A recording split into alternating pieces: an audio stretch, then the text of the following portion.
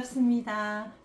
오늘 시네라처 감독 초청 봄 세미나 지금 오늘 첫 시간으로 최종태 감독님 모시고 시작하겠습니다. 감독님 네, 반갑습니다. 반갑습니다. 네, 최종태 감독님은 그동안 저산 너머, 플라이데디 등에 좀 깊고 우리 사회의 여러 가지 문제점과 생각해 볼 거리를 만들어 오신 감독님이십니다. 최근에 불멸의 여자라는 감정 노동자의 삶을 그린 영화를 개봉하셔서 오늘 또 이렇게 귀한 시간 내주셔서 여기 시네라처에 직접 오셔서 이렇게 이 세미나를 시작하게 되어서 너무나 영광입니다. 네, 오늘 그리고 또 숙명여대 기초과학부 교수이시며 영화 평론도 하시고 시인이시고 문학 평론가도 하시는 우리 김은교 선생님, 또 좋은 발표로 여러분들의 생각과 영화에 대한 여러 가지 감상을 열어주시기로 네, 줌으로 오셨습니다. 오늘 이제 많은 분이 참석은 못하셨지만 이 영상을 유튜브로 공유해서 우리 많은 사람들이 이 좋은 값진 시간 함께 하게 되기를 기대합니다. 네, 그러면 봄 세미나 시작하겠습니다. 김은교 선생님 발표 먼저 듣고 또 서로 말씀 나누는 시간을 가지는 게 좋겠습니다. 네, 시작하시죠. 네, 안녕하세요. 시 쓰고 영화 평론 쓰는 문학평론가 김은교입니다. 네, 여러분들과 이런 좋은 시간 나눌 수 있어서 참 고맙습니다. 우리 황영미 교수님께서 이렇게 또 시간을 또 해주시고, 우리 최종태 감독님께서 그간의 이 영화뿐만 아니라 영화를 만드는 과정에 여러 가지까지도 이렇게 얘기해 주실 것 같아요. 이번에 그 봄 프로그램 중에 이렇게 감독님들을 직접 모실 수 있는 것이 굉장히 중요하고, 그간에 황영미 교수님께서 여러 영화제에서 대종상이라든지 심사위원도 하시고 이러면서 감독님들을 알고 이래서 정말 흔치 않은 기회인 것 같습니다. 그래서 이 영화를 좀 제가 좀 잘 발표해야 되는데 잘할지 모르겠습니다. 지금 사실은 어, 최근에 너무 바빠가지고 오늘 썼어요, 이 글을. 오늘 아침 8시부터 수업이 있는데 간간히 썼습니다. 그래서 제 생각에는 한 30분 정도 발표를 하고 또 우리 감독님 말씀도 듣고 여러분들 질문도 나누고 이런 시간을 가지면 좋겠습니다. 어, 지금 이제 공유해서 공유하기를 선생님 눌러주셔야 되는데, 선생님, 황현미 선생님. 공유하기 아까 눌렀습니다. 공유하시면 네, 됩니다. 네네네, 공유하기, 예, 됐습니다. 네, 네, 이제 공유하기를 눌렀습니다. 근데 원고가 보이시나요? 네, 잘 보입니다. 네, 잘 보이시죠? 그래서 어, 지금 원고를 보면서 제가 얘기를 할 거고요. 그리고 여러분들이 이제 영화를 못 보신 분들이 지금 막 개봉한 상황이라서 영화를 제가 막 다 보여주면 안 되고요. 조금만 중요한 부분만 제가 옆에 그 평론가용으로 보내주신 스크롤이 있어가지고 어, 스크린이 있어서 아주 그 어, 뭐 3분, 4분 이런 식으로 좀 몇 군데 좀 보여드리려고 합니다. 핵심적인 부분만. 그러니까 전체에서 한 15분이 안 될 거예요. 전체에서 한 10분 정도? 2분, 3분. 그래서 맨 처음에 앞부분 3분만 한번 보고 또 제가 말씀드리고 이런 시간을 좀 가지려고 합니다. 여기 보시면 인생이라는 환대와 감시의 무대. 그러니까 제가 이 영화를 보고 느낀 점은 이거 잠깐 고치겠습니다. 다시 해야 되겠네요. 예, 이거 오자가 있네요. 최정태 감독님 그 불멸의 여자 이걸 보면서 여기 보면 이거예요. 그러니까 그 프란츠 카프카는요 소설 전체가 어, 뭐냐면 삶을 법정으로 봐요. 프란츠 카프카는 그 대표적인 그 판결이라든지 선고, 그다음에 장편 소설, 장편 소설. 예, 영화를 못 봐서 우리 영화를 못 보셨다고요? 그래서 중요한 부분만 보여드리겠습니다. 그래서 이 영상을 만들고 영화가 이제 많은 사람들이 본 다음에 또 이 영화가 홍보되기를 바랍니다. 많은 사람이 봤으면 좋겠어요. 근데 이 최종태 감독님은 제가 봐서는 이 무대뿐만이 아니라 삶 자체가 연극이라는 것을 강조하는 영화로 봤어요. 그러니까 그냥 감정 노동자뿐만 아니라 우리 사회 전체를 그것을 확대시키는 가면 쓴 사람으로 인해서 확대시키는 그런 영화로 봤습니다. 앞부분에 좀 제가 딱 3분만 보겠습니다. 근데 3분에 이 영화에 모든 게 다 나와요. 제가 늘 소설 강의할 때 그러거든요. 소설 첫 문장과 첫 문단에서 그 소설의 모든 것이 나온다고 제가 그렇게 얘기를 하는데 이 영화 역시 3분만 주목하면 거의 모든 게 다 나와요.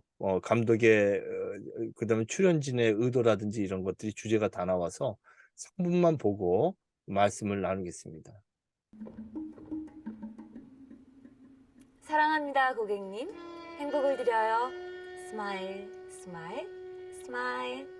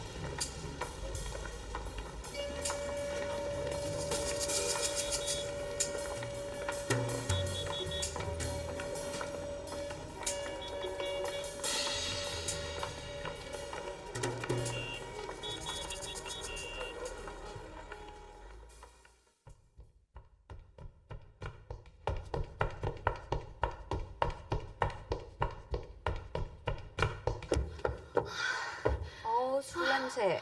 어제 너무 달렸나 봐. 정육 담당 그 새끼 때문에 완전 뚜껑 열렸단 게. 네, 정확히 3분 32초인데 이 영화에 이제 나오는 여러 요소들을 우리가 볼 수 있습니다. 그래서 지금 원고를 다시 보면서 말씀드리겠습니다. 이제 영화를 보면 봉준호 감독이 숨막히는 몰입감, 군더더기 하나 없는 극한 체험이라고 이렇게 평가를 했습니다. 저는 이제 며칠 전에 시사회에서 이 영화를 봤는데요.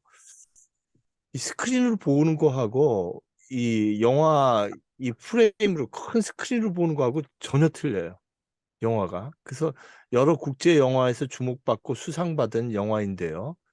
여기 이제 화장품 브랜드인 앙주 가르디망 매장에서 일하는 두 여성 감정 노동자 희경 승아, 그리고 갑질 손님 정란, 그리고 지점장 성필, 그리고 성필의 아내 지은, 이렇게 5명이 나와요.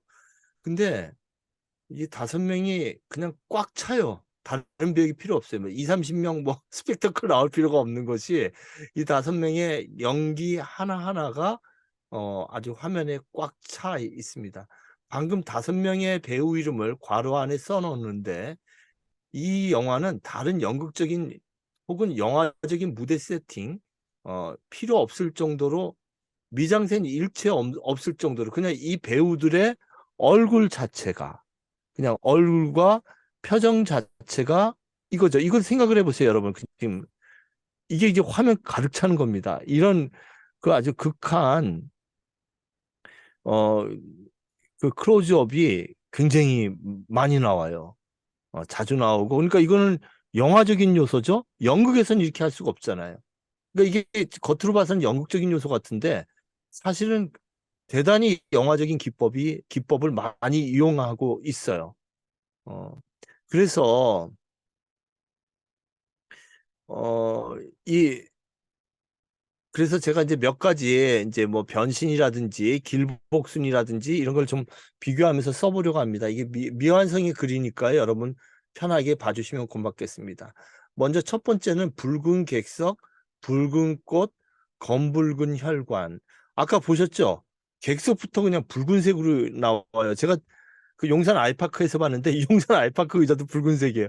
그래서 저는 그냥 모르겠어요. 지금 다른 평론을 제가 일체 읽지를 않았거든요. 여기에 대한 글들을 전혀 안 읽은 상태에서 제 생각으로만 써가지고 황영미 교수님도 쓰셨던데 제가 그걸 읽을 시간이 없었어요. 그냥 그 다음에 또 우리 감독님께서 참조하라는 글도 보내주셨는데 그걸 읽을 시간이 없고 나중에 그걸 보충해서 더 보충하겠습니다. 그냥 온전히 단독자로서 제가 봤던 느낌은 온통 붉은색이에요. 이 영화가 붉은색하고 검정색인데 이 붉은색은 사람을 어떻게 끌어들이는 정육점이나 중화요리나 런던을 달리는 택시, 홍콩 택시 이런 남에게 보이려는 의도를 강하게 표출하는 색이죠. 그래서 남에게 보이려는 화장을 하는 여자의 루즈색이라든지 그래서 예전에 화장실을 이렇게 붉은색으로 표시를 한 적이 있었어요. 여자를. 그래서 이것이 성차별이 된다고 그래서 지금은 다 이렇게 초록색으로 바꿨죠. 제가 일하는 여자 대학교도 화장실 다 이렇게 이 붉은색, 파란색은 없어졌습니다. 이 불멸의 여자에서는 처음부터 끝까지 주도적인 색이 붉은색인데 이 붉은색이 나오면서 또 그 정란이라는 여자는 더 위압적이에요. 아주 공격적인 붉은색과 검정색이 막 얼룩이 진 상황에서 나오는데 이 점원은 마치 다른 색깔을 입고 있다고 하늘색 옷을 입고 있어요.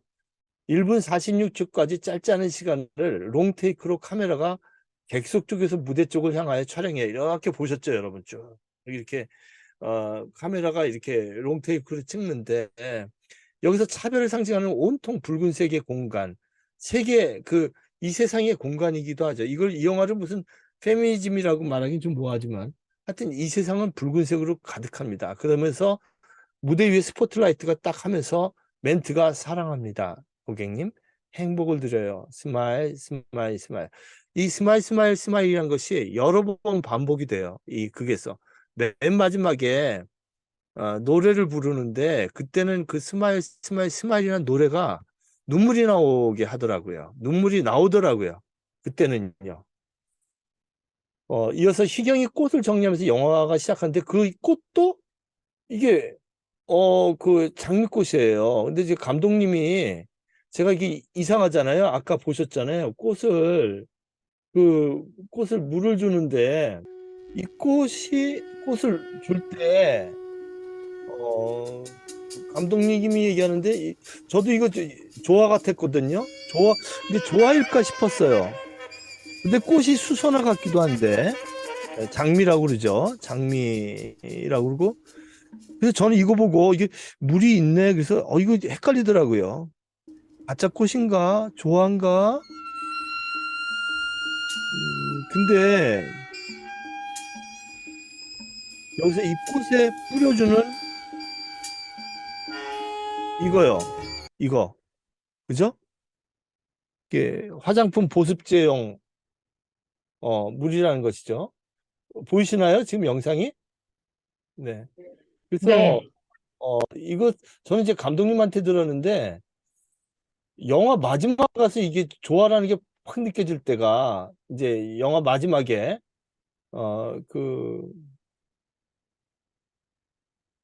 희경과 막 싸워요. 그래서 희경이 이제 칼로 찌르는데 정란이가 칼로 찌르는데 그때 꽃병이 딱 깨질 때 그 장미꽃 잎새가 생화라는 게 그때 느껴지더라고요. 생화가 아니라 조화라는 게 확 느껴지더라고요. 그 잎새가 그 빛이 반짝이는 것이 그때 느껴지더라고요.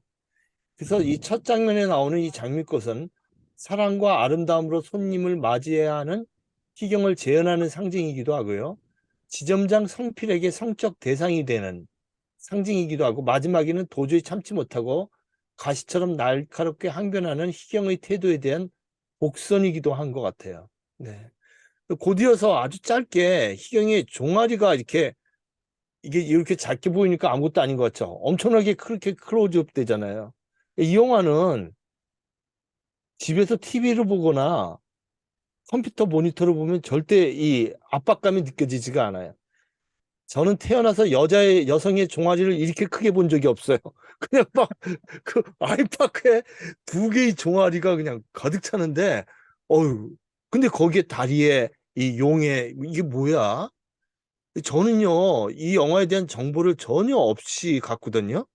전혀 뭐, 감정노동자 영화인지도 몰랐어요. 근데 전 이거 보고, 이거 뭐야, 좀비 영화인가? 그랬어요. 근데 영화 보기 전에 저랑 같이 갔던 그 노동운동했던 선배가 감정노동 하더라고요. 근데 이 영화 볼 때도 몰랐어요. 저는 그냥 어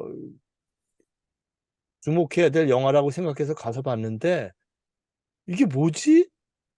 근데 영화를 보다 보니까 이제 이게 화장품 직원이구나. 이게 하지 정맥류구나. 이걸 알았어요. 어 그래서 피가 잘 안 통하여 다리 피부에 정맥이 꼬불꼬불 비틀리면서 검붉은 혈관이 꽈리처럼 부풀어서 장탄지에 굵은 핏줄이 드러나는 증세가 나오는데 영화 마지막 부분에요. 이게 터져요. 이따 나중에 한꺼번에 보여드릴 텐데요.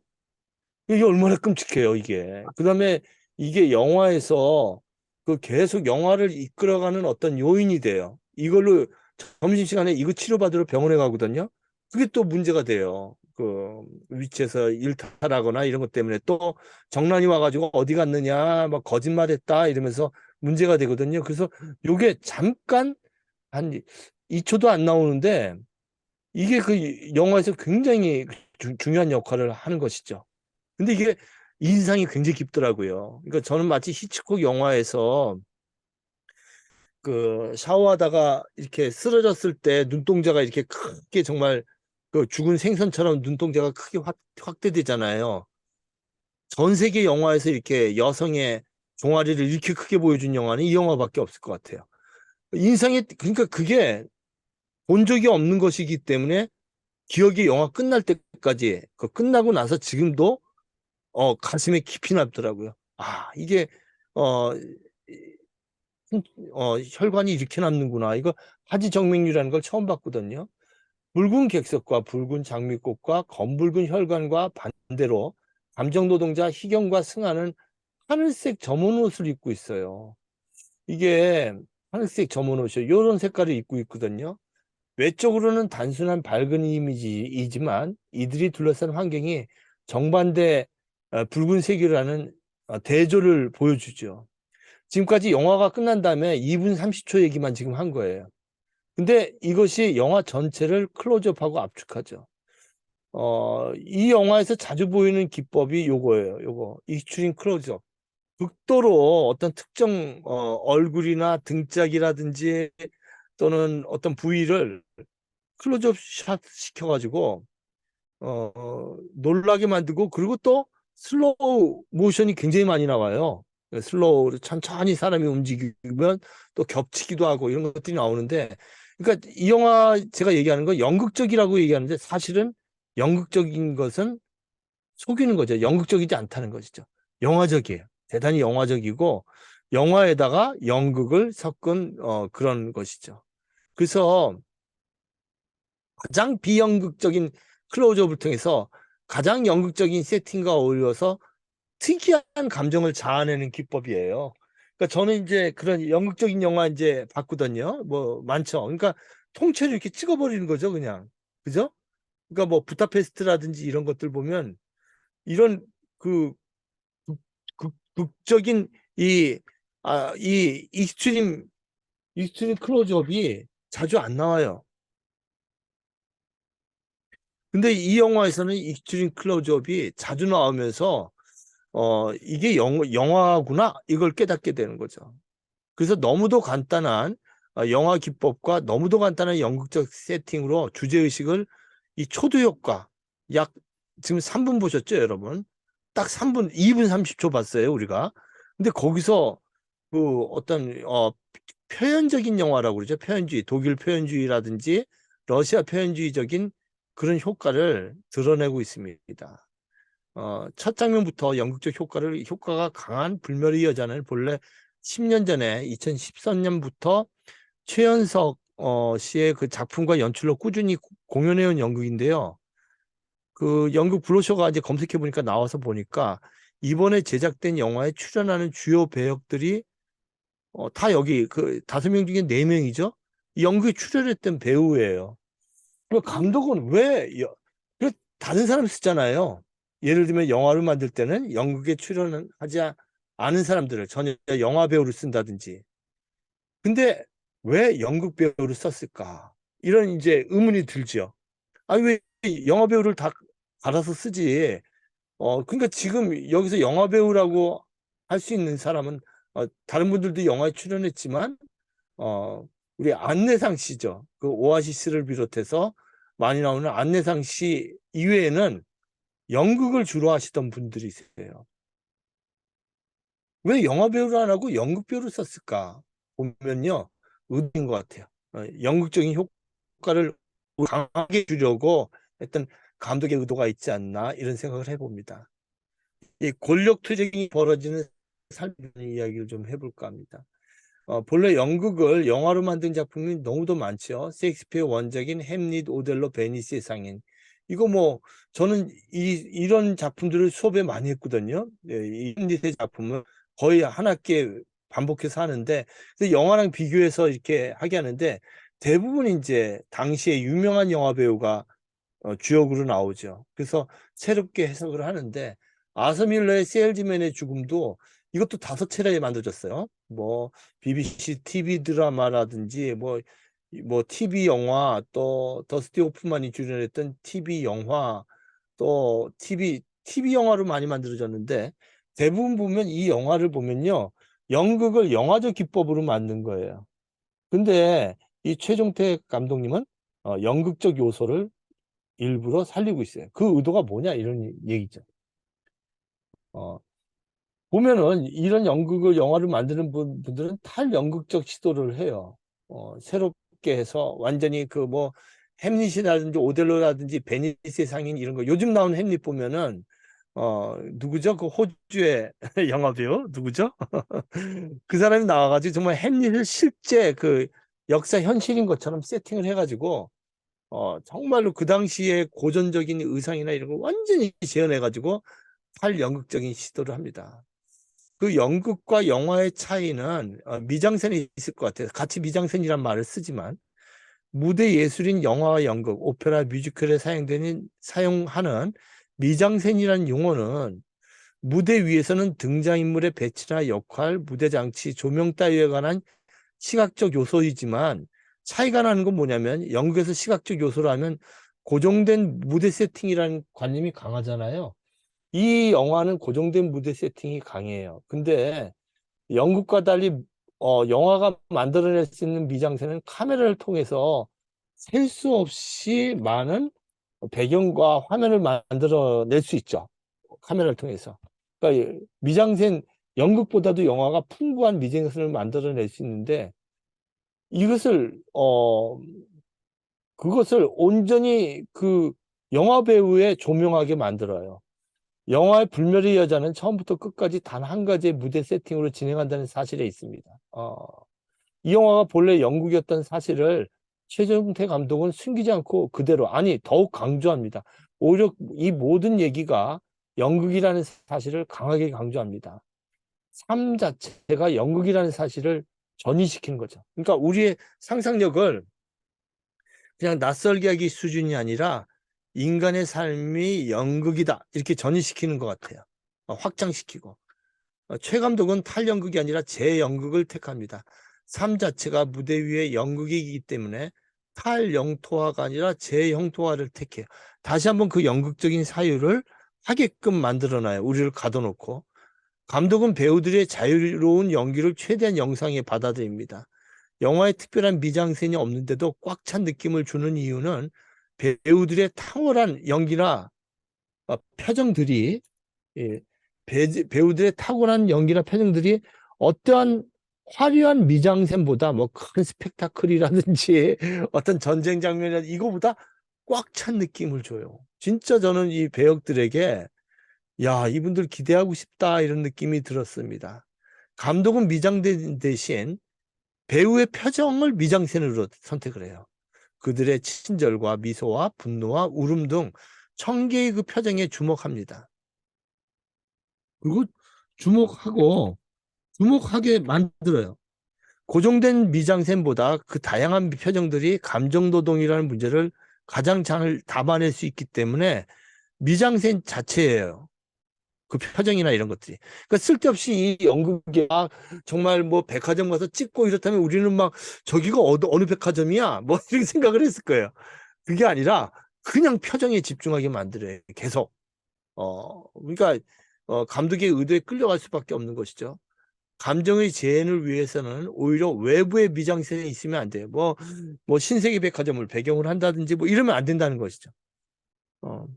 오로지 이 갈등을 일으키는 배우들에게만 집중하게 만들려는 거죠. 외부의 미장센은 불필요하며 저 클로즈업으로 확대된 감정 노동자의 표정들을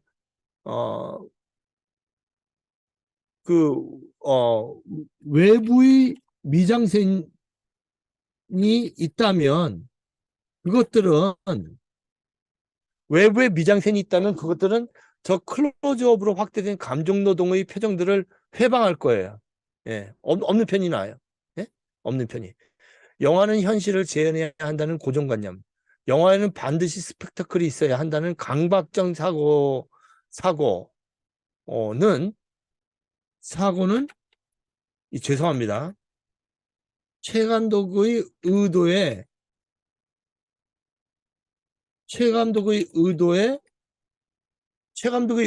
오히려 방해가 되죠. 예. 의도는 오로지 감정노동과 그들의 삶을 묘사하는 건데 자꾸 막 다른 데 가서 찍으면 정말 방해가 되겠죠. 뭐 롯데 백화점 가서 찍고 이러면 다 방해가 돼요. 오로지 배우들의 표정 자체가 미장센으로 만들어버리는, 감독이 미장센 대신에 그 외부의 미장센 대신에 배우의 표정을 그냥 미장센으로 택한 것. 영화보다 연극을 선택한 낯설게 하기는 이런 의미에서 수용자에게 독특한 깨달음을 줍니다. 영화보다도 연극화를 시도한 감독의 선택에 저는 동의하는 쪽입니다. 이거 잘했다. 이걸 다른 영화 만들듯이 리얼하게 만들었다면 또 어느 백화점 가서 찍고 뭐 출근하는 걸 또 뭐 빵빵거리면서 막 찍고 강남이 어떻고 뭐 이렇게 찍는다면 산만해졌을 거예요, 영화가. 그게 아니라 감정노동의 문제를 집중하도록 배우 자체를 집중하게 만든 거죠. 카프카는 삶 자체가 권력투쟁이 벌어지는 법정이라는 상상력으로 거의 모든 작품을 썼습니다. 카프카의 단편소설 판결과 소송이라고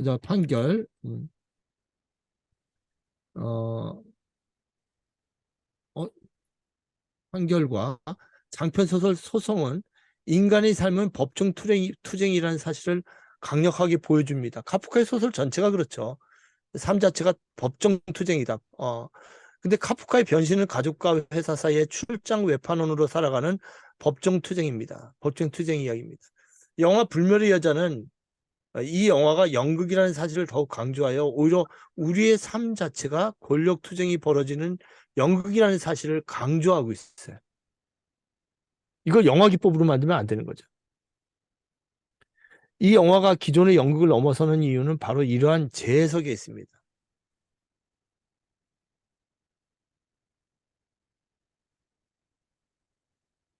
해리 골든이 이렇게 얘기했죠. 쇼는 계속 되어야 한다.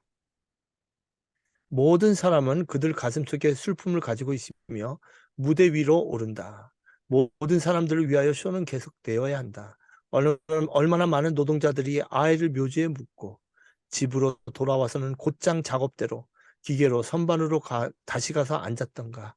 얼마나 많은 엄마들이 등골이 부서질 것 같으면서도 지끈거리는 편두통을 달고서도 자기만의 어떤 슬픔을 가지고서도 아이들이 등교할 수 있게끔 채비를 갖춰주고 장을 보고 잡다한 집안일을 하고 있는가. 쇼는 계속되어야 한다. 배우들을 위해서만이 아니라 우리 모두를 위하여 쇼는 계속되어야 한다. 우리는 단 한순간도 쇼를 감히 멈출 수는 없다. 해리 골든이 쓴 이 쇼는 계속되어야 한다는 이 한계 상황을 최 감독은 공감하고 직시하는 것 같아요. 불멸의 여자를 보고 울림을 얻는 관객은 저 무대 위에서 갈등하는 배우들의 아픔을 자기의 아픔으로 공감하는 거죠. 지금 여기 하정 선생님 계신데 하정 선생님이 영화도 안 봤으면서 그런 얘기를 댓글에 쓰셨더라고요. 내가 돈가스를 팔았을 때, 내가 여러 일을 했을 때 저 감정 노동자의 일이었다. 이것이 아닌가. 이 봉준호 감독이 이 영화를 보고 평가한 스테이지 시네마라는 새로운 장르를 설명했는데 이 스테이지 시네마는 영화 자체만 머무는 것이 아니라 우리 인간의 일상 자체가 아닌가 이런 생각을 해봅니다. 자, 우리 4분 24초, 23초 한번 또 보겠습니다. 최 감독은 이들의 고통을 연극 무대를 보는 듯이 낯설게 하여 관객을 해괴한 현실로 인도합니다. 해괴한 현실로 인도합니다. 이 영화에서 주요한 배경 중 하나가 시계입니다. 시계는 정각 10시에 시작하는데요. 10시부터 이제 출근해서 이제 얘기하는 장면이 나오죠. 4분 23초 잠깐 보겠습니다. 이 여성분이요. 영화를 보고 나면요. 저 눈이 왜 저렇게 커요? 기억에 남더라고요. 영화 보고 무슨 눈이 저렇게 크지? 굉장히 맑아요. 정말로 이 배역을 잘 뽑으신 것 같아, 진짜. 오늘 난 즐거운 사람이다. 난 세상에서 가장 행복한 판매원이다. 오늘 나의 미소는 내일의 나를 부자로 만든다. 웃으면 복이 와요. 출근하면 이거를 아마 연습하는 모양이에요. 예, 그 다음에 이제 시작하죠. 예.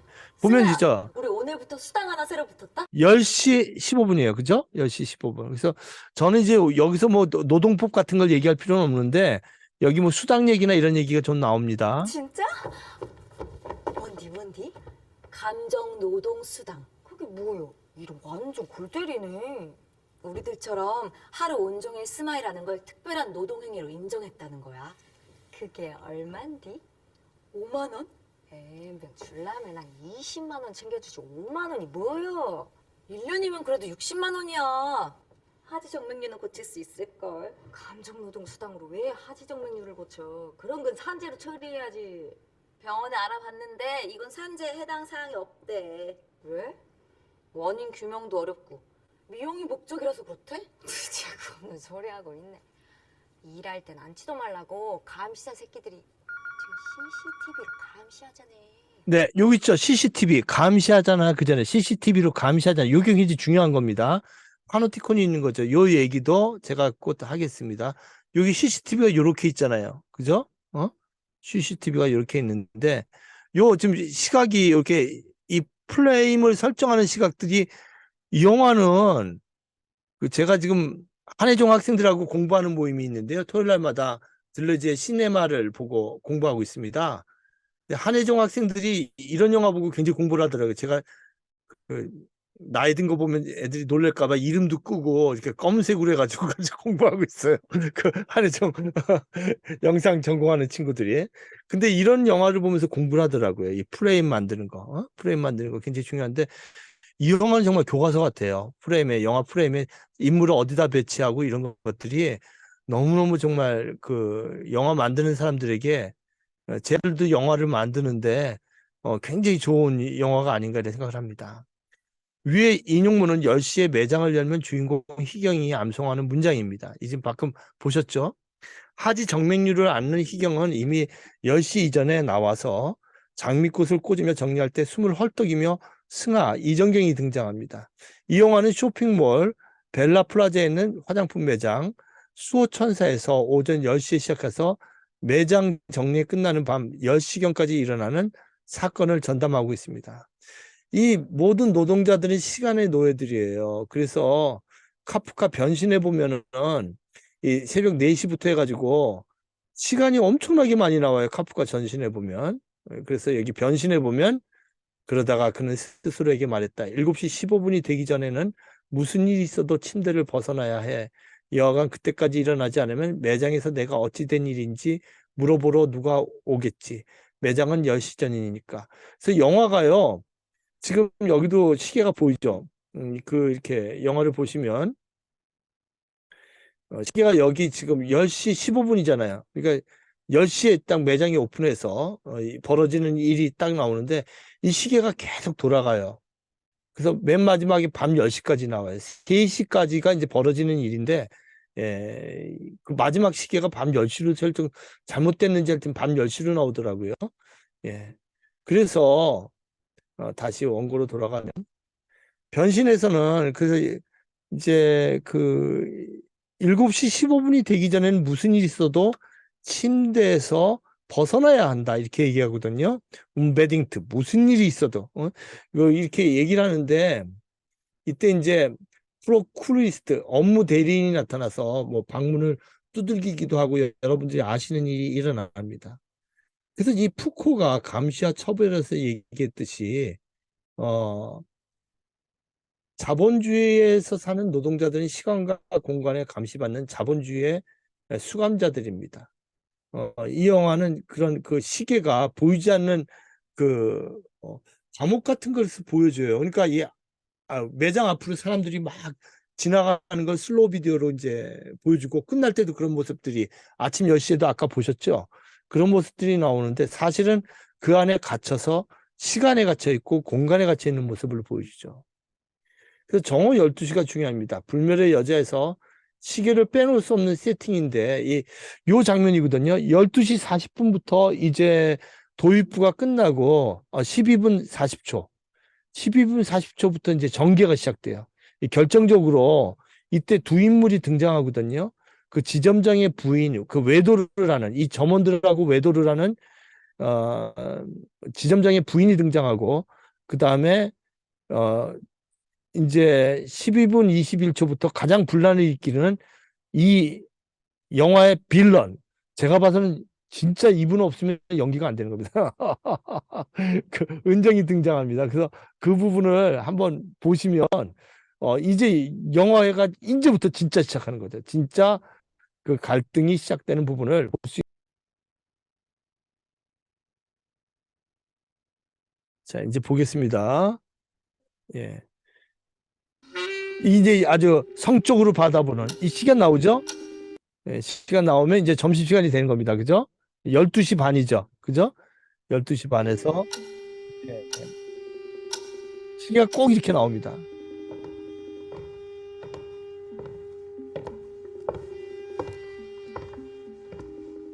자, 지은입니다. 제 목소리 들리나요? 네. 그 지점장의 부인 지은인데. 매장이 어딘가요? 네, 고객님 여기입니다. 뭘 찾으세요? 이런 설정 있잖아요. 여기 헤드룸이라고 그러잖아요. 머리에서 화면 끝까지, 프레임 끝까지의 거리, 헤드룸. 헤드룸을 굉장히 많이 줘요. 이 영화를 보면은. 그러니까 인물들이 엄청나게 밑에 이 공간에 이렇게 나와 있거든요. 그러니까 굉장히 사람이 위주가 아니라 어떤 공간에 위축되어 있는, 헤드룸에 위축되어 있는 인간의 모습을 아주 자주 보여주죠. 이거 연극에서는 이렇게 못하는 거죠.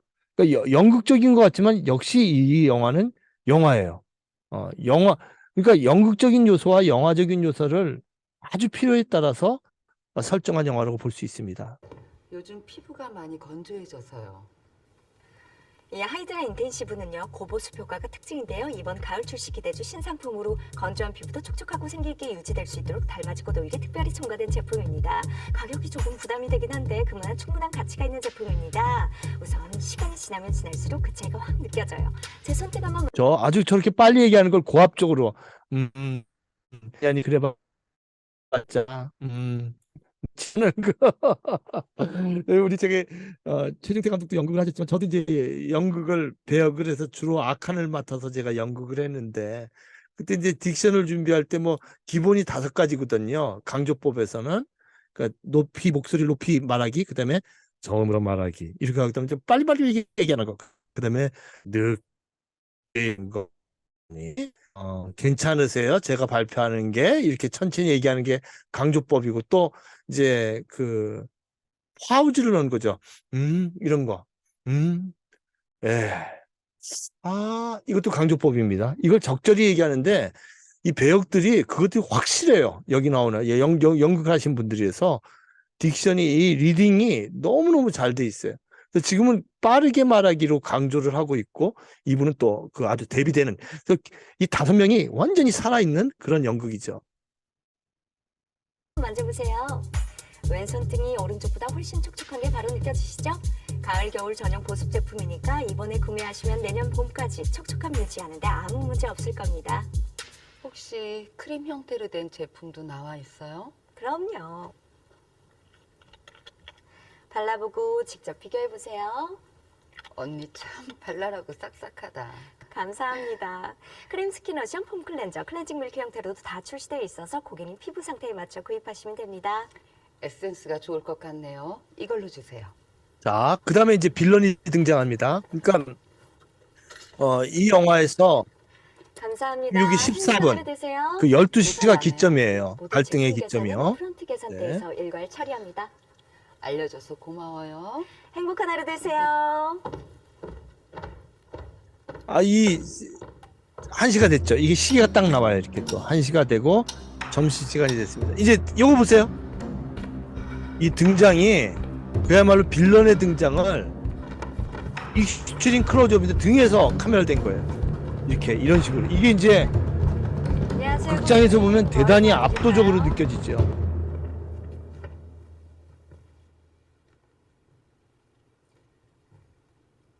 아이크림 있어요? 그럼요. 예, 역시 그거 쓰는 헤드룸을 있으세요? 검은색으로 해가지고 없어요. 무겁게 짓누르고 있죠. 그럼. 헤드룸을. 예. 이거 한번 써보세요. 안티 윙클이라고요. 요즘 제일 많이 찾는 히트 상품이에요. 이 제품에는요. 또 빨리 피부를 말하기 강화시켜주는 강조를 하고 블루베리 있습니다. 예. 추출물과 피부 또 노화를 이럴 땐 또 막는 연극적인 섞어내는 효과를 약도 또 딱 있어서요. 주고, 눈가 주름뿐만 또 아니라 연극과 흑석거리든지 영화의 혈흔 장점을 탁월한 효과가 있는 감독이 제품입니다. 그때그때 따라서 채택하고 고객님 같은 있죠. 중년 여성분들이 사용하시면 훨씬 더 효과적인 제품입니다. 활달하니 말씀 참 잘하시네. 이거 보세요. 엄청나게 프레임에 반을 갖다가 반대로, 예, 반대로 설정해 놨어요. 그러니까 룩룸이라고 그러잖아요. 룩룸. 이 바라보는 쪽으로 이렇게 바라보면, 근데 이쪽을 비워놓고 이쪽에 이거하고 요 CCTV하고 강조하는 거죠. 자, 이제 다시 돌아오겠습니다. 제가 발표가 너무 재미가 없죠. 어떡하죠? 안 교수님 괜찮아요? 그냥 이렇게? 너무 계속 이런 식으로, 재밌습니다. 예, 계속 이런 식으로 할까요? 예, 네. 예. 아, 이거 최 감독님이 너무 지루할 것 같아. 이거 뭐 저런 상식적인 얘기를 저렇게 진지하게 얘기하나, 이렇게. 그럴 수도 있죠. 대중강의라서, 이렇게. 그래서 여기서 이제 중요한 게 이제 CCTV거든요. CCTV의 역할이 굉장히 이제 중요한 게 보는 게 뭐냐면요. 이 영상을 보면요. CCTV가 높이가 지금 같은 걸로 설정돼 있어요. 절대로 아직까지 높이 안 나와요. CCTV가. 계속 요 높이에 있다가 이게 점점 올라가요. CCTV가. 그래서 위에서 아래로 조망하게끔 CCTV가 이렇게 하거든요. 그래서 CCTV가 뭐냐? 저는 이게 CCTV가 계속 걸리더라고요. 이제 보시면 그 누군가 관찰한 장면이 계속 나옵니다. 처음에는 그 등장인물이 CCTV가 있다가 까마득한 위치에서 보는 걸로 설정이 됩니다. 여기 보세요. 지금 초기에는, 영화 초기에는 이 사진 보이시나요? 그죠? 등장인물보다 낮게 있어요. CCTV가. 근데 점점 올라가면서 마치 노동자 윈스턴을 일상을 샅샅이 감시하는 빅브라더처럼 이렇게 나와요. 이제. 그러니까 이런 식으로 하니까 우리는요, 이걸 반복해서 보면 어떤 의식이 생각하냐면요, 이 CCTV가 어떤 배우 같아요. 이게 전체가 헤드룸이 돼버리는 거예요. 루킹룸. 이쪽을 바라보는. 그러니까 이 CCTV가 존재가 돼버려요. 어떤 배우가 된 것처럼 자꾸 세뇌가 되더라고요. 여기 보이지 않는 존재가 있다. 이게 거대한 권력자로 등장하죠. 그래서 이 루킹룸이 넓게 설정됩니다. 이 루킹룸이란 카메라 앞으로 배우가 바라보는 방향이잖아요. 이 사람이 바라보면 이쪽으로 이렇게 넓게 설치하고, 이 사람이 바라보면 이쪽으로 넓게 설치해야 되는데, 이건 반대예요. 여기 카메라가 있는 위치가 CCTV가 있는 위치를 존중해서 CCTV를 배우로 취급하는 거죠. 이렇게 보는 거. 이 루킹룸이 설정되거든요. 보는 공간. 그러니까 마치 살아있는 배역으로 착각을 하게 만들어요. 자꾸 보게 되면. 이게 보이는데 저는 이쪽에서 보면서 프레카리 아트라는 그 단어가 자꾸 생각이 났어요. 프레카리 아트. 그러니까 불안전이라는 뜻의 이탈리아어 프레카리오하고 무산 노동 계급이라는 뜻하는 독일어 프롤레타리아트가 합성된 신조어죠. 2019년에 서울대 공대 연구팀이 2090년 사회는 제1계급은 플랫폼을 소유한 기업인으로 0.001%, 제2계급은 인기 정치인이나 연예인 같은 스타 플레이어로 0.002%, 나머지 3계급은 그러니까 0.003% 빼놓고는 다 99.997%가 프레카리 아트가 될 것이라는 예측이에요. 이거 뭐 지금 일반적입니다. 서구에서도. 그러니까 이제 프롤레타리아라는 말은 사라져 버렸어요. 이게 다 감정 노동자들이죠. 대부분 비정규직 이런 식으로. 근데 우리 사회는요 이미 지금 이렇게 되어가고 있어요. 이 정치인 이게 50억인가 그 사람 누구예요? 안 잡아가잖아요. 50억 잡아가도 지들끼리 눈 감아주고. 예. 손흥민 이거 뭐 여기 있어요. 뭐 하루에 몇 억씩 벌어요. 일주일에. 이런 그 플랫폼 소유자들 이런 0.003% 빼놓고는 다 프레카리 같은데 저는 이 영화가 이런 면에서 굉장히 중요한 메시지를 주고 있다고 보는 거죠. 우리들에게 반성을 주고 이렇게 아픔을 겪는 희경 같은 인물이 있다는 것을 보여주는 거죠. 이 영화를 갖다 영화의 갈등을 일으키는 요인은 이 정란이라는 윤가인의 역할. 이분이 등장하면서 영화는 완전히 드라마틱 시츄에이션으로 바뀌어버려요. 영화가 완전히 이제는 극적 전환을 이루죠. 이게 이제 이걸 연기를 잘해야 되거든요. 빌런 연기를. 이거는 제가 연극할 때 주로 제가 이런 역할을 했습니다. 이런 악한 영가를 제가 고문하는 사람 뭐 빌라도 뭐 예를 들면 그런 연기를 제가 연기를 맡아서 했었는데 또는 마당극 할 때는 레이건 뭐 이런 연기를 했었는데 이런 극적 전환 감독은 정당이 등장하는 장면을 아까 보았듯이 마치 거인이 등장하듯 프레임 가득 채워요. 그 등짝을. 그리고 화장품의 환불을 요구하다가 돈으로 환불을 요구하고 김밥 하나 먹었다고 또 난리치고 끝내는 무릎을 꿇게 만들어요. 이 잔인한 존재입니다. 배우 윤가연이 평범한 아줌마로 시작했다가 점점 기괴한 괴물이 변해요. 그러면서 아주 친절하게 병원 가야 되는 거 아니야? 아주 친절하게 얘기할 때는 또 아주 연기를 잘 하시더라고요. 정말 진상 손님으로 착각될 만치 연기가 윤가연이라는 배우가 바빠질 것 같아요. 제가 봐서는 이 연기하고 영화에도 연극뿐만 아니라 영화에도 많이 출연하지 않을까 이런 생각을 합니다. 마침내 참다 못해 못 참는 희경은 고객님 정말 죽여버리고 싶어요. 머리채를 붙잡고 너무너무 괴로우니까 싸우는데요. 요때 장면을 잠깐 보겠습니다. 장면을 보여드리고 그다음에 혹시 이게 영화에 너무 많은 장면을 보여주면 저기 황유미 선생님이 이걸 유튜브로 만든다니까 감독님 말씀 듣고 삭제해도 되겠습니다. 네, 혹시 너무 많은 내용이 나간다면 제가 극도로 갈등되는 부분은 일체 보이지 않고 그냥 건너뛰고 있습니다. 그래서 1분 18초 부분, 이 싸우는 장면, 마지막 장면만 좀 보여주겠습니다. 그 부인한테 이 부인의 남편하고 이제 정을 통했다는 것도 들키니까 또 무릎을 꿇어요, 여기서요. 잘못했습니다, 그러고. 제발 돌아가시라고 했잖아요.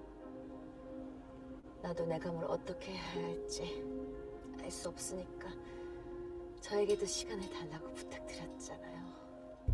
시발 왜 맞고 살아? 예쁘다 옷. 새로 샀니? 왜 맞고 사냐니까 병신아!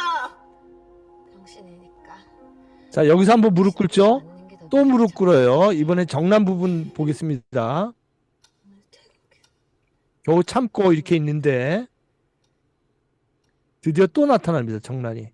이 여자가 정란이 남기고 간 김밥을 하나 먹었거든요. 그것 때문에 또 난리가 나요. 자기 김밥 먹었다고. 그 빌런이 다 이게 돈도 주고 그래서 내쫓았는데 안 올 줄 알았는데 또 나타나요. 요 김밥이 남겼잖아요. 요 김밥. 예, 요건 좀 빨리 감겠습니다.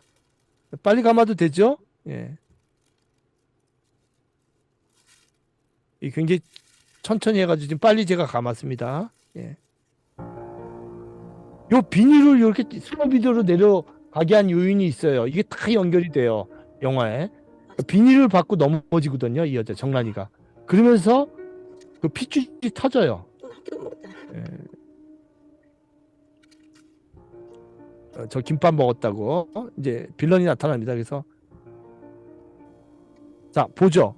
여기 또 CCTV가 감시하고 있어요. 늘 시간이 나오고 예, 시계가 나오고 그래서 3시까지 아마 근무하는 것 같은데 늘 3시 반인가? 늘 이렇게 감시를 하죠. 그때 보고 있어요. 내 김밥 먹은 거예요 또. 어서세요. 뭘 드릴까요? 집에 어떻게 가지? 차비가 없어. 꼭 나타났어요. 차비가 없다고 나타나고. 아까 돈 드렸잖아요. 그건 나중에 아이크림 사야지. 니들 때문에 생긴 주름 없애려면. 차비 드릴까요? 그래서 이제 여러 갈등이 생기는데요. 돈 없는데 또 김밥 먹었다고 이제 싸우죠. 나 어떡해? 자기가 먹었던 김밥, 남긴 김밥 먹었다고. 제가 바로 변상해 드리겠습니다. 이 여자가 아까 이거 벗다가 넘어졌죠.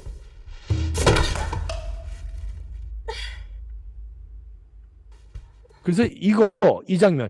이게 지금 여러분 이렇게 컴퓨터로 보니까 아무것도 아닌 것 같은데 굉장히 자극적이에요. 그 화면에 이게 가득 차잖아요, 이 피가.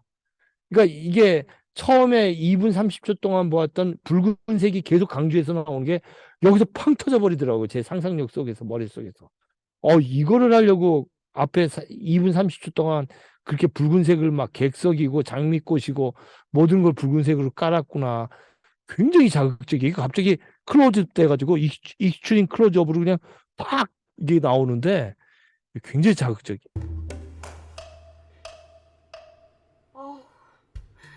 괜히 나 때문에 병원 가봐야 되는 거 아니야? 이 딕션이 얼마나 천천히 강조해요. 천천히 말하면서 이제 눈빛이 달라졌죠. 고객님 여기 보세요. 정말 이제 보세요. 이 카메라가 지금까지 고정돼 있죠. 이거 보세요. 카메라가 갑자기 확 변하죠. 핸드헬드 카메라인 거예요. 그죠? 고정돼서 찍다가 바로 요 장면에서 핸드헬드 카메라로 싹 바꿔버려요, 감독이. 다시 한번 볼게요. 괜히 나 때문에 병원 가봐야 되는 거 아니야?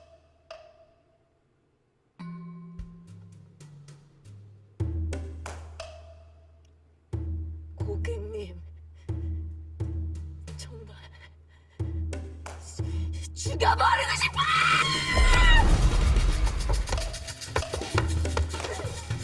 그죠?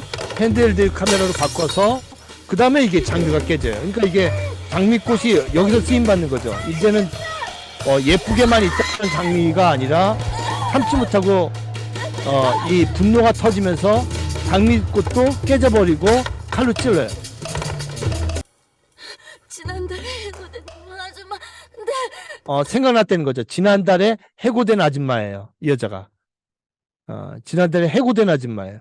그러니까 이 사회적인 그 폭력을 받았던 사람이 복수하는 거죠. 내가 친절하지 못하다니. 요때 연기 보세요. 이건 완전 미친 여자죠. 그러니까 이 윤가인이라는 배우가 한 배우가 3가지 역할을 해야 돼요. 착한 역할 했다가 화난 역할 했다가 미친년 역할을 해야 돼. 이때는 완전 미친 역할을 해야 돼요. 미친년 역할을. 잘리던 날, 넌 불멸의 미소천사로 우수사원 표창을 받았지. 넌 왜 너처럼 웃지 못할까? 나도 나처럼 예쁘게 웃고 싶어. 스마일, 스마일, 스마일. 사랑합니다, 고객님. 사랑합니다, 고객님. 스마일, 사랑합니다, 고객님. 그리고 가버립니다. 그 칼이 찔린 거죠. 굉장히 그저 결말이 뭐 정말 갑자기 도약을 해버리는 그런 세계로 들어가 버리죠. 그래서 이 핸드헬드 카메라 싸우는 장면에서 핸드헬드 카메라로 되면서 이 여자가 이제 정란이 흘리는 멘트가 섬뜩하죠. 내가 친절하지 못하는 이유로 잘리던 날, 넌 불멸의 미소 천사로 우수사원 표창을 받았지. 난 왜 너처럼 웃지 못할까? 나도 너처럼 예쁘게 웃고 싶어. 스마일, 스마일 사랑합니다. 고객님 스마일 사랑합니다. 그러니까 이게 뭐냐면 폭력을 받은 사람이 폭력으로 복수하는 거죠. 굉장히 이런 내러티브는 우행시에도 나오죠. 우리들 행복한 시간에서도 보면 정윤수가 그죠? 아버지에게 폭력을 받고 사회에 폭력을 받아서 그걸 복수로 세 명의 사람을 죽이는 이야기도 나오고 기생충도 마찬가지죠. 지하에 있는 사람이 그죠? 지하에 있는 사람이 그 분노로 인해서 마지막 파티에서 다 죽이는. 그러니까 이 감독들이 섬찟한 이 사회가 가해자라든지 이런 사람들이 마음을 새로잡지 않을 때 어떠한 파탄이 일어날 것을 경계하는 거죠. 기생충도 그런 거 아닙니까? 프레토리 아카리아트 이 계급 천대받던 사람들이 나중에는 어떤 현상이 천대받으면 어떤 비극이 일어날까. 그래서 이 영화는 먹이사슬, 그 사회에 있는 먹이사슬이 분명히 보여요. 그러니까 CCTV라는 것이 영화 안에선 마치 프레카리아트 시대의 숨은 지배자들. 이 사람들은 안 나타나잖아요. 숨은 지배자들. 갑질 손님은 사실은 해직자예요. 이 정란은 손님이면서 나중에 잠재적 범죄자가 돼요. 그죠? 그러니까 이건 사회적 경고죠. 이거는 경고의 의미를 띄고 있죠. 이런 건 빨간색으로 해야겠다. 삐까 빨간색으로 하겠습니다. 빨간색. 그러니까 사회적 경고의 의미를 갖고 있죠. 마트 지점장 성필과 그 부인 지은은 중간 관리자이고 두 점원은 희경 승하는 비정규직 감정 노동자인데 가면을 쓴 배역들, 이게 방관하는 시민들, 이게 사실 관객을 지명하고 있는 거죠. 관객이 이런 사람이 아닌가. 이게 어떻게 되냐면요. 마지막 희경은 사과하세요. 둘 다 사과하세요 하면서요. 둘 다라고 하면서 희경이 관객을 뚫어지게 주목해요. 그때 영화관 안에서 섬찟하더라고요. 아니 저 예쁜 눈으로 왜 나를 조져보지? 이런 느낌이 팍 들어요. 보시면은 이 관객이 이거 보세요. 지금 제가 빨리 하면 안 되겠네요. 이제 속도를 평균으로 해볼게요. 사람은 지나가요. 이 피를 흘린데도 내가 마구 지나갑니다. 웃고 있던가요? 이게 우리 관객이죠. 이게 누구지? 하면서 외면하다가 아무도 희경이가 관객을 쳐다보면서 이 지나가는 인물들은 바로 나구나 이런 인식이 생기더라고요. 희경이도 가면을 썼죠. 가면을 보고 똑같아요. 일본 사람이 이런 것 같아요. 이라시아이 마세. 백화점에서 그러다가 그 여자를 버스 안에서 보면은요 맞아요. 모른 척해요. 그냥 훈련된 친절 이런 것들. 웃지 않으면 이제 보세요. 천천히 죽어요. 아주 천천히 카메라를 이동해서 하지만 또 이 화면 가득 웃으면 웃을수록 익스트림 클로즈업을 시킵니다. 더 죽고 싶어져요. 피 묻은 손으로 가면을 벗고 그래도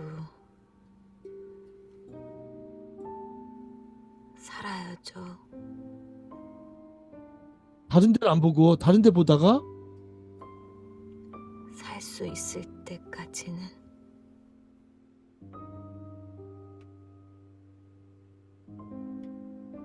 이때까지는 괜찮았어요. 여기 CCTV 보다가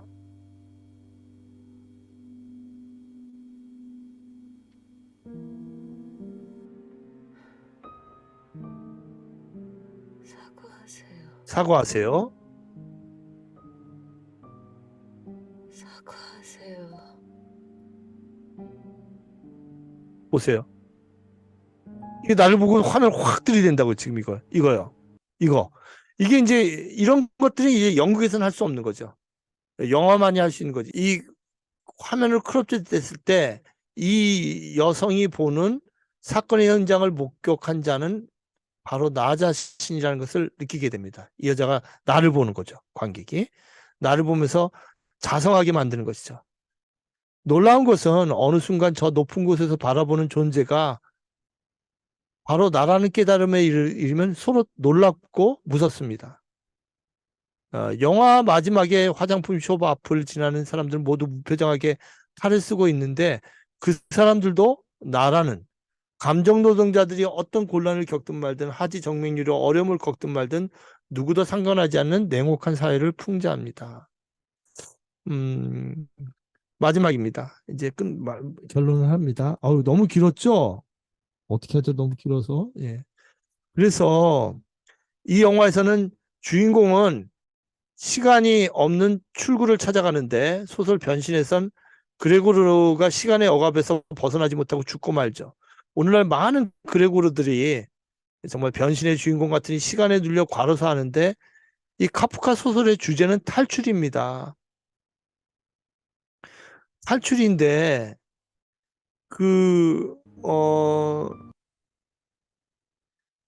이 소설에서도 마지막 장면에서 검은 미장센으로 이 희경을 프레임 오른쪽에 놓고 그 다음에 반대편에 출구를 넣어가지고 이제 여기서 여기 보세요. 이 장면입니다.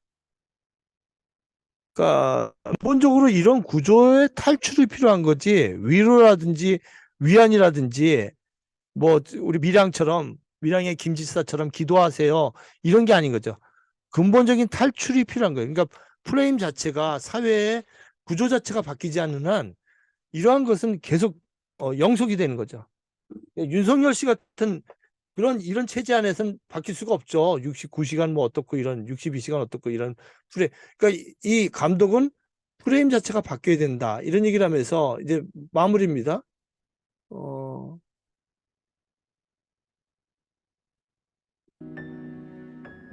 그러니까 출구가 나가야 되는 거죠. 그러면서 출구를 보여줘요. 여기 잘 보세요.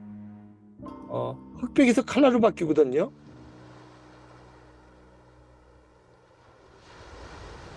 예. 그래서 여기서 이제 이걸로 설사사는 제가 여기서 더 이상 안 보여주겠습니다. 예. 영화를 보세요. 영화를 보셔야 됩니다. 더 뭐 영화를 얘기하지 않겠습니다. 그래서 이 삶이 권력투쟁이라는 사실을 표현하는 영상물은 적지 않습니다. 앞부분에 10분 정도를 보다가 그만두고 싶다가 평론자에서 어쩔 수 없이 영화를 다 봐야 할 때가 있어요. 작가의 입장에서는 친일시나 친일소설 같은 거 읽을 필요가 없는데 제가 이제 연구자니까 억지로 막 친일시도 읽어야 되고 작품 같지 않은 것도 읽어야 돼요. 제가 이제 길복순을 보면서 그런 인내를 느꼈어요. 이거 뭐 안 볼 수가 없더라고요. 이제 화제가 되고 그러니까. 근데 아이를 키우는 싱글맘의 삶이 거의 엔터테인먼트 소속의 아이돌처럼 인기 순위를 의식하는 결투의 세계라는 것을 오징어 게임처럼 패러디한 영화가 길복순이에요. 극적인 경쟁 사회를 죽이는 살해 사회로 현실을 과장하는 한편의 배설 영화예요. 카타르시스를 주는 영화죠. 쇼트와 쇼트를 병치시키는 클래시오프 효과라든지 영화 공부하기는 참 좋아요. 길복순이라는 게.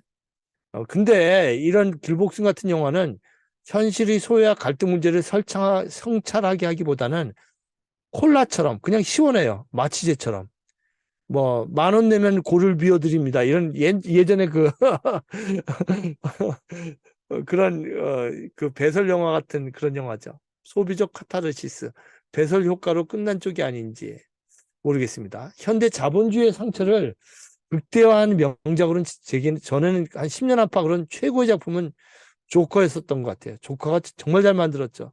이에 비해 불멸의 여자는 현실이 연극 자체라는 프레임 안에서 삶의 문제, 특히 감정노동이라는 성찰을 가두어 놓고 성찰하게 만들어요. 거의 연극적 현실에서 수용자를 가두어 놓고 성찰하게 만듭니다. 탁월한 책인데 독자나 책방 주인들이 못 알아봐서 사라지는 명저들이 있습니다. 다시 보고 싶어도 보기 힘든 거죠. 제가 봤을 땐 2년 전에 그 이수정 감독의 제춘 영화, 제춘언니, 이거 명작인데 다시 보기가 힘들어요. 이걸, 제가 이수정 감독한테 연락을 해가지고 한번 이것도 영화를 글을 쓰고 싶은 다큐인데 진짜 잘 만든 다큐죠. 근데 이 최 감독의 이 영화도 꼭 봐야 할 영화고, 학교에서 특히 학교 현실에서 이게 내려지면 어떻게 볼 수 있을까요? 그래서 학교 교실에서 봐서 특히 우리 여기 숙명여대 교수님 계신데 꼭 봐야 할 영화 같아요. 학생들이. 2006년 영화 프라이 데디로 입봉한 최종태 감독은 그간 해로, 저산 너머, 사자로부터 온 편지 등을 통해서 다양한 시도를 해왔습니다. 특히 최 감독은 플라이 데디를 통해서 제일 조선인 한국인인 짜이니치 문제, 차별받는 짜이니치, 소외된 짜이니치 문제, 국경을 넘고 민족을 넘어서려는 그들의 괴로움, 또 해로를 통해서 40년 넘게 함께 살아온 노년의 부부 민호와 희정의 사랑, 이런 걸 논합니다. 그리고 또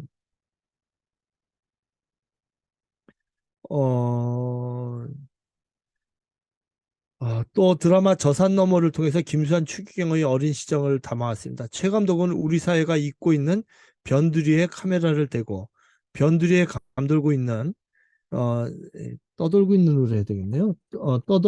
변두리에 떠돌고 있는 사랑과 기쁨과 눈물과 호소에 주목합니다.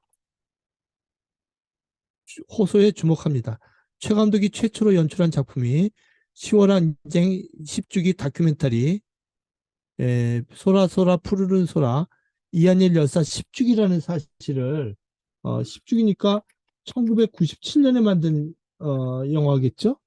그죠? 라는 사실을 이게 지금 안 알려졌는데 요런 사실을 우리가 좀 기억해야 할 것 같아요. 이거죠. 지금 이렇게 있습니다. 이곳에 정의가 있었다.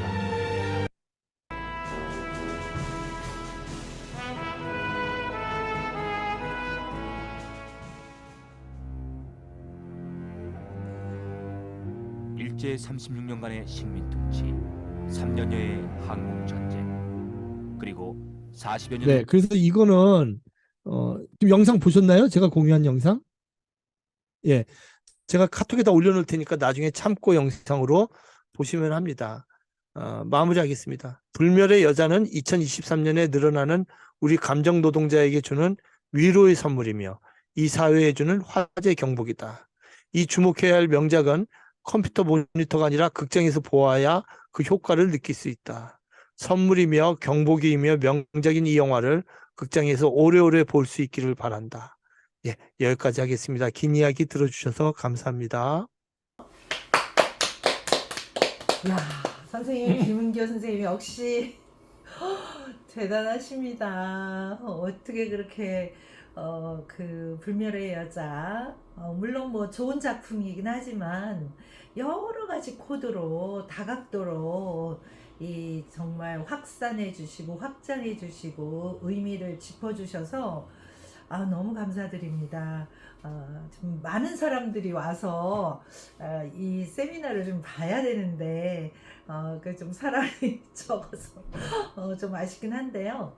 예, 아무튼 뭐 김은교 선생님 여러 가지 이론, 또 장면 분석, 또 배우 분석, 또 연극과 영화의 또 차이, 또 공통점, 이 영화의 특성, 정말 조목조목 거의 뭐 모든 것을 다 망라한 정말 심혈을 기울인 준비 너무 다시 한번 감사드립니다.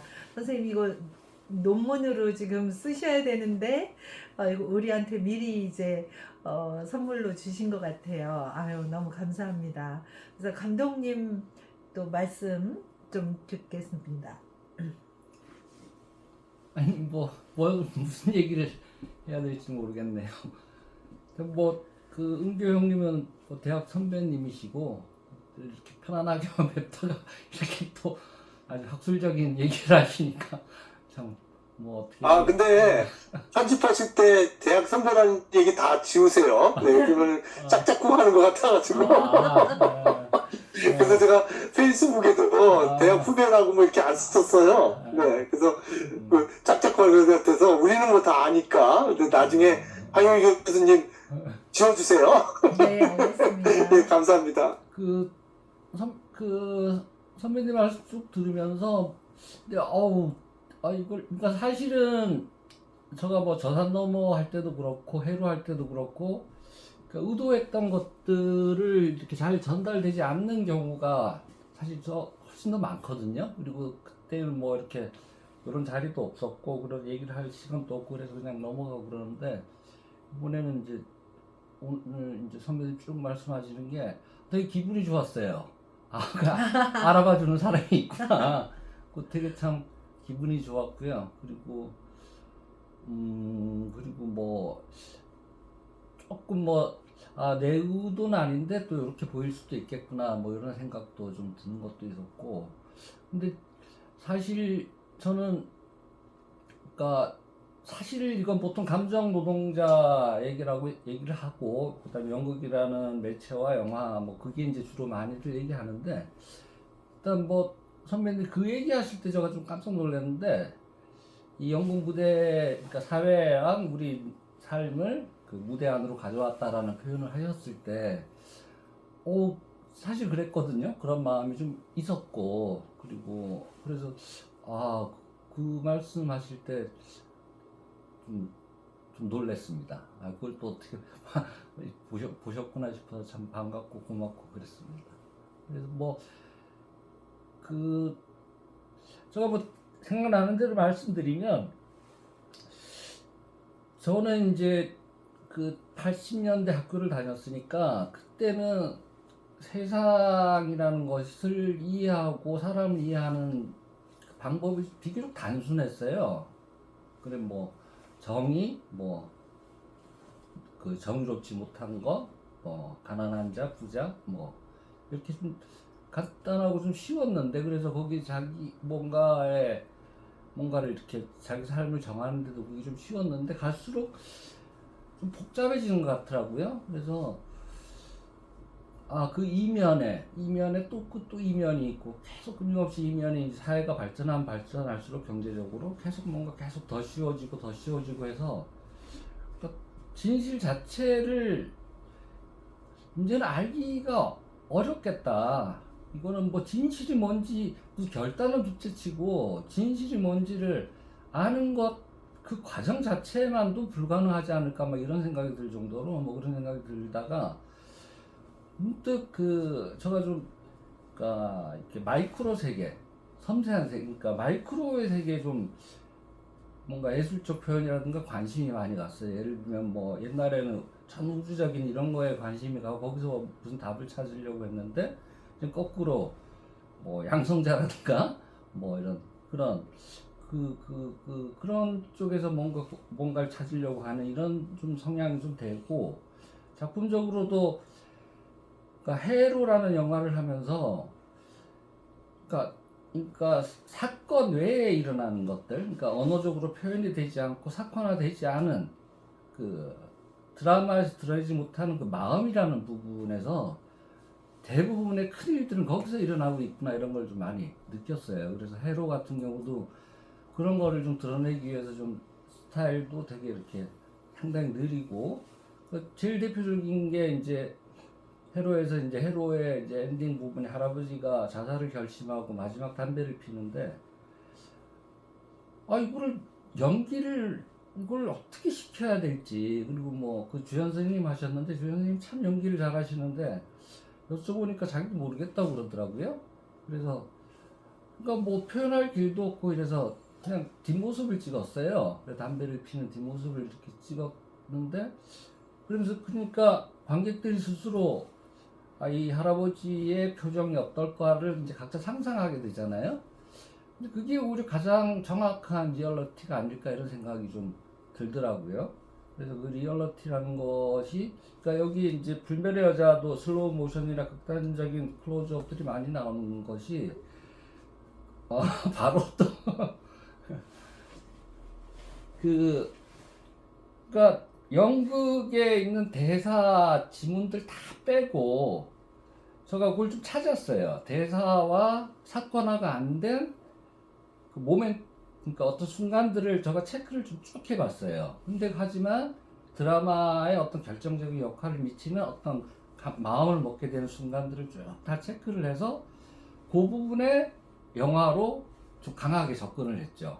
그러니까 전혀 사건도 아니고 뭐 전혀 대사도 없고 지문도 없는데 내가 볼 때는 이거는 요때 먹는 이 마음이 이 사건을 읽게 했다라고 생각되는 부분들을 좀 극단적으로 이렇게 영화라는 건 가능하니까, 그래서 그렇게 좀 과장되게 슬로우 모션도 걸고 클로즈업도 하고, 근데 그것들이 상당히 어떤 긴장감을 좀 갖게 하는 것 같아요. 그러니까 그게 아직 저는 좀 약간 좀 통쾌하더라고요. 이제 그 보통 일반 영화, 헐리우드 영화나 일반 상업 영화들을 보면 우리가 쉽게 아는 감정, 그걸 쉽게 하는 영상 언어로 그것들이 이렇게 강요를 하는데, 그러니까 그것이 아닌 그 좀 정말 마이크로한 것들을 카메라라는 위대한 장치가 들어감으로 해서 그것이 하나의 현실이 되는 그런 좀 즐거움이랄까, 좀 그런 생각을 뭐 하면서 그런 생각들이 많이 좀 반영을 한 것 같아요. 제가 계속 이렇게 얘기할 수 없으니까 질문을 하시면 좋겠는데. 네, 네, 음소거 해제하시고 네 질문을 해주시거나 좀 어려우시면 채팅창에 올려주시면 제가 이제 대신 말씀드리도록 하겠습니다. 네, 선생님, 저기 질문하기 전에 그냥 봉준호 감독이 얘기한 거 잠깐 볼까요? 이 영화에 대해서 3분 정도. 네네. 네, 그거 보고 그다음에 질문 모셔 듣겠습니다. 네. 저한테 질문하실 필요는 없고 감독님 계시니까 감독님한테 하시면 되겠습니다. 이 영화에 대해서 봉준호 감독이 얘기한 거 한번 들어보겠습니다.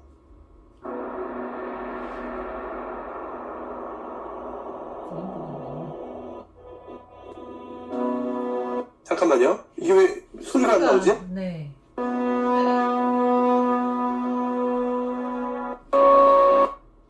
이게 잠깐만요. 다른 걸로 해볼게요. 예, 다른 걸로 해도 되겠네요. 이걸 틀었던 거죠, 지금. 네. 그 쭉 모여있는 거 있는데, 평가한 거, 사람들이. 예, 제가 나중에 찾아서 할게요. 먼저 질문하시죠, 감독님에게. 제가 찾으면 틀겠습니다. 예. 제가 따로 틀겠습니다. 봉준호, 최 감독님 이게 질문하실 분 질문하시고, 봉준호 감독이 얘기하는 건 제가 찾아서 곧 올리겠습니다. 네, 지금 봉준호 감독님하고는 이제 봉준호 감독님 학생 때부터 네, 그 인연이 이제 대학 후배기도 하고 또 뭐 영화를 하고 싶은 아주 정말 초년생일 때부터 감독님이 이제 만드신 그 노란문이라는 네, 그 세미나 팀 그 속에 이제 멤버로 정말 영화가 너무 좋아서 영화 하고 싶은 젊은이로서 이렇게 오게 됐다는데 그 인연 잠깐 말씀해 주실까요?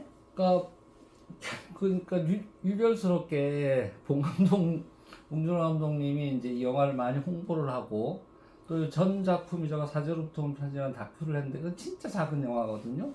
그때도 시사회 때 오고 그랬어요. 이례적으로.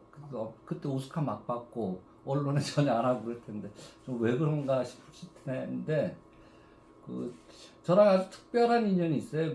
그 본 감독이 이제 이제 군대 방위병 시절 이제 복학할 즈음에 영화를 이제 해야겠다고 영화 공부를 할 생각을 하고 있을 무렵에 저는 이제 대학원을 다니고 있었는데 그분 거기 학교 앞 서점에 있던 알바생이 영화를 공부하고 싶다고 거기 주인한테 서점 주인한테 뭐 물으니까 이제 그 서점 주인이 저 또 과 선배예요. 그래서 저를 소개를 했는데 처음 만난 날 그 선배가 한 명 있는데 같이 와도 되겠냐고 그래서 오라고 했는데 이제 그 다음 날 데리고 온 친구가 이제 봉준호 감독인데 셋이서 같이 이제 뭐 영화책 그때 뭐 할 것도 없으니까 같이 뭐 이렇게 공부하고 이러다가 자꾸 사람이 늘더라고요.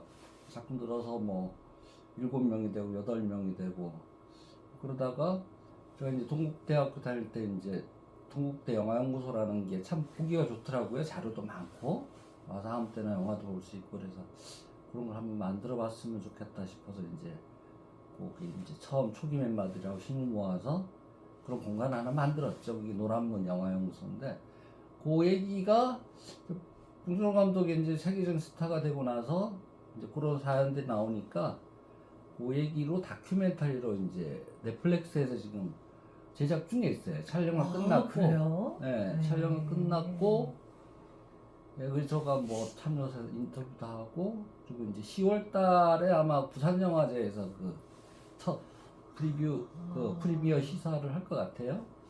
뭐 그러면 뭐 저는 뭐 옛날 까마득한 시절 잊어버렸던 잊고 있었던 기억인데 이게 다시 또 이렇게 저 삶에 다시 이렇게 등장을 하게 되겠죠. 그리고 그런 인연으로 그 아주 좀 친밀하게 지내는 편이죠. 그래서 근데 본 감독이 또 촬영 현장에 왔었어요. 놀러 한번 와갖고 저한테 내가 이걸 개봉할 영화로 찍을 거라고 생각을 못 하고 형 왜 찍는지 잘 몰라 하더라고요. 그냥 뭐 유튜브나 뭐 이런 데 올릴 거라고 생각하는데 아니라고 개봉할 거라고 그러니까 뭐 갸웃갸웃했는데 제가 이걸 스크린 그걸 보냈죠. 근데 아마 그때가 영국에 있었던 것 같은데 그 이례적으로 너무 길게 감상평을 보냈더라고요. 정말 진심이 막 느껴지게. 그래서 그때 기분이 되게 좋았어요. 좀 자신감을 갖고 이거 개봉을 해도 부끄럽진 않겠구나 뭐 이런 생각을 하게 됐습니다. 예. 한번 봉준호 감독 평을 한번 들어볼까요? 3분인데. 예. 보이시나요? 네, 보입니다. 네, 안녕하세요. 영화감독 봉준호입니다. 불멸의 여자는 되게 신비스러운 영화입니다. 연극의 무대를 영상으로 옮긴 단순히 그런 작품이 아니라 영화적인, 시네마적인 에너지가 가득 차있는 영화고요. 감정 노동을 하루하루 겪어내는 분들의 24시간이 과연 어떠한지 정말 직접 체험해보는 듯한 그런 놀라운 영화적인 압박감과 서스펜스마저 느낄 수 있는 그런 집중력의 작품이라고 생각이 듭니다. 많은 분들이 보셨으면 좋겠습니다. 안녕하세요. 김구선입니다. 불멸의 여자는 제가 10년 전에 연극으로 봤는데 잘 만들어주신 감독님, 스태프분들 무엇보다 정말로 짚으면서 좋은 연극을 보여주신 여러분들에게 정말 감사하다는 말씀을 꼭 드리고 싶습니다. 여러분께 꼭 정말 오랜만에 자신 있게 추천하고 싶은 영화가 나왔습니다. 네, 안녕하세요. 배우 강신일입니다. 연극을 스크린에 옮겨놓은 것 같은 이 영화가 정말 신선하기도 했고 영화의 새로운 장르, 새로운 지평을 넓히는 그런 느낌도 있었고 많은 분들에게 많이 사랑받고 많은 관객들이 찾아주시고 응원해 주셨으면 좋겠습니다. 너무너무 좋은 시간을 보내게 된 것 같습니다. 감독님한테 감사드리고 영화 개봉하면 여러분들도 놓치지 마시고 많이들 오셔서 좋은 시간 같이 하셨으면 좋겠습니다. 저는 이 영화를 보면서 연극을 한 편을 같이 보는 듯한 느낌을 받아가지고 너무 좋았거든요. 새로운 색다른 경험이었습니다. 정말 잘 만들어진 오랜만에 좋은 작품 잘 봤습니다. 불멸의 여자 저 올해 본 지금 영화 중에 아마 불멸이 되지 않을까. 영화로 만들었을 때 이 긴장감과 스릴이 굉장히 느껴지고 또 감정 노동자에 대한 어떤 뭐라 그럴까 이 동질감 사과하고 싶어지는 마음이 드는 굉장히 훌륭한 영화였다고 생각됩니다. 극장에 찾아오셔서 보실 만한 정말 추천해드리고 싶은 영화입니다. 굉장히 감동이 컸어요. 오랜만에 영화 흐름이 아니라 사람을 만나고 사회를 만나고 뜨거운 영화였습니다. 추천해 주십니다. 안녕하세요. 배우 이양나입니다. 여태까지 해보지 못했던 그런 신선한 체험이었던 것 같아요. 열정과 그 도전과 그 다음에 이 결과물에 아낌없는 박수를 보냅니다. 여러분 굉장히 신선하고 또 무엇보다도 주제의식이 굉장히 강력한 작품이거든요. 극장으로 보러 오셔서 저만큼 아주 새롭고 충격적인 그런 경험하시길 바랍니다. 불멸의 여자 화이팅! 사랑합니다 고객님. 행복을 드려요. 스마일.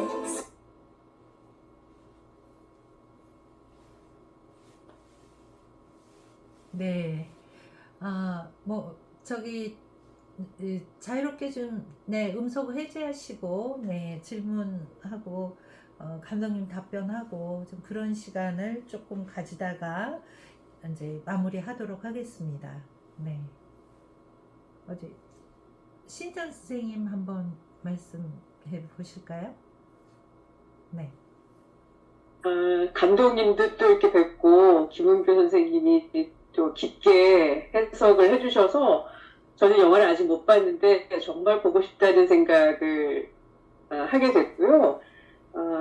말씀을 들으면서 그 김승섭의 그 아픔이 길이 되려면이라고 하는 책이 내용이 떠올랐어요.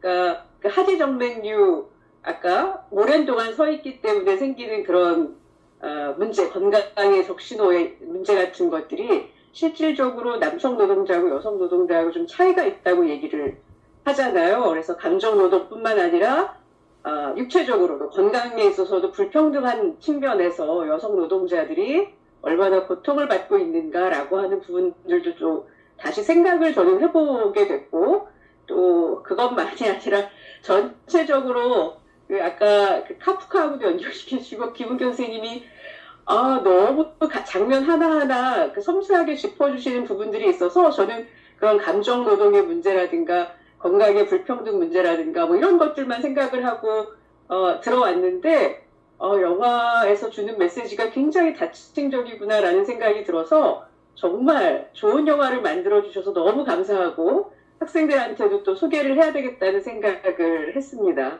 고맙습니다. 네, 감사합니다. 숙명여대 기초교양학부 신희선 교수님의 말씀이셨습니다. 네, 안승권 선생님도 한번 말씀하시죠. 경희대학교 국문과 교수시고요. 영화 평론으로 활동하시기도 하고 시인이시기도 하신 안승권 선생님이십니다. 네, 오늘 대중교통으로 이동하면서 이 영화를 다 봤거든요. 네, 너무 잘 봤습니다. 우리 김은 교수님께서 대부분 말씀을 많이 해주셔서 겹치는 부분이 꽤 많고요. 저는 만약에 이 영화로 글을 쓴다면은 폐화 상태의 영화라고 하고 싶어요. 그러니까 연극의 탯줄이 연결되어 있는 그런 영화. 그러니까 영화의 아버지가 7분 계신다고 예전에 이탈리아의 평론가가 말했는데, 그 중에서 이제 연극의 한 명의 아버지지 않습니까? 이 아버지의 DNA가 그대로 영화적으로 어떻게 승화될 수 있나, 이런 어떤 성찰적인 실험극 같았어요. 그래서 과거에 남아있는 영상 중에 예전에 필름다르라고 있었지 않습니까? 초창기에, 영화사 초창기에 프랑스에서 오페라나 연극을 보존 카메라로 그대로 찍어서 아버지 예술에 흠이 없게, 편집도 없고 카메라의 조작도 없고 그냥 그대로 찍은 영화들이 초창기에 이제 이것도 예술이랍시고 이제 이렇게 있었는데, 이 경우는 연극적인 긴장을 아주 영화적으로 보여주는 것 같은 느낌을 들었어요. 그래서 라스폰트리에의 보그빌이나 이런 작품들도 생각이 나고, 그래서 나름대로 최근에 이런 연극적인 어떤 실험이 더해진 성찰적인 영화들이 없었기 때문에 최근이 아니라 그 전에도 있었는가 싶은 마음이 듭니다. 그래서 일단 그런 점들이 굉장히 눈에 띄었고요. 그래서 너무 좋았습니다. 그리고 인물을 분할하는 거라든지 카메라의 거리를 조절하는 거라든지, 그 다음에 조명이나 광원을 사용해서 무대를 다 지우고 연기에만 딱 몰입할 수 있도록 하는 그런 어떤 연극적인 긴장을 영화로 보여준 어떤 그런 대목들이라든지 너무 좋았습니다. 그리고 뭐 페르소나에 대한 이야기이기도 하고 아까 이제 김은교 선생님께서 이제 우리의 삶이 연극이고 또 우리의 삶이 연기잖아요. 그래서 어떤 우리의 페르소나의 문제를 가지고 이제 이야기를 하는 건데 저는 잘 이야기되지 않는 작은 부분이 그 승하라는 배우도 평상시에는 사투리 쓰다가 사투리 쓰고 뭐 이렇게 맞아요. 이야기하다가 그 자신의 본연의 자리로 갈 때, 그러니까 그 어떤 감정 노동자의 위치로 갈 때에는 이제 딱 그 자기가 연습한 대로 그렇게 발음을 하고 이렇게 이중적으로 이렇게 왔다 갔다 하는 모습들도 눈에 띄었고요. 그 다음에 제가 만약에 이걸로 평론을 쓴다면 큰 제목은 그 상호교차성으로 볼 것 같아요. 예를 들어서 우리가 사회적인 어떤 불평등을 야기시키는 어떤 특권이나 차별을 야기시키는 여러 축들이 있는데 지금 여기에 있는 감정 노동자들은 어떤 계급의 축에 있어서도 파견직, 비정규직이고 또 그 다음에 그 여성 섹슈얼리티 문제, 성별의 문제에 있어서도 그런 여성의 위치에 있고 그 여러 가지 그 축에 의해서 불평등이 심화될 수 있는 복합적인 위치에 거기 놓여 있고 거기다가 이제 미소가 강요되는 그래서 아까 뭐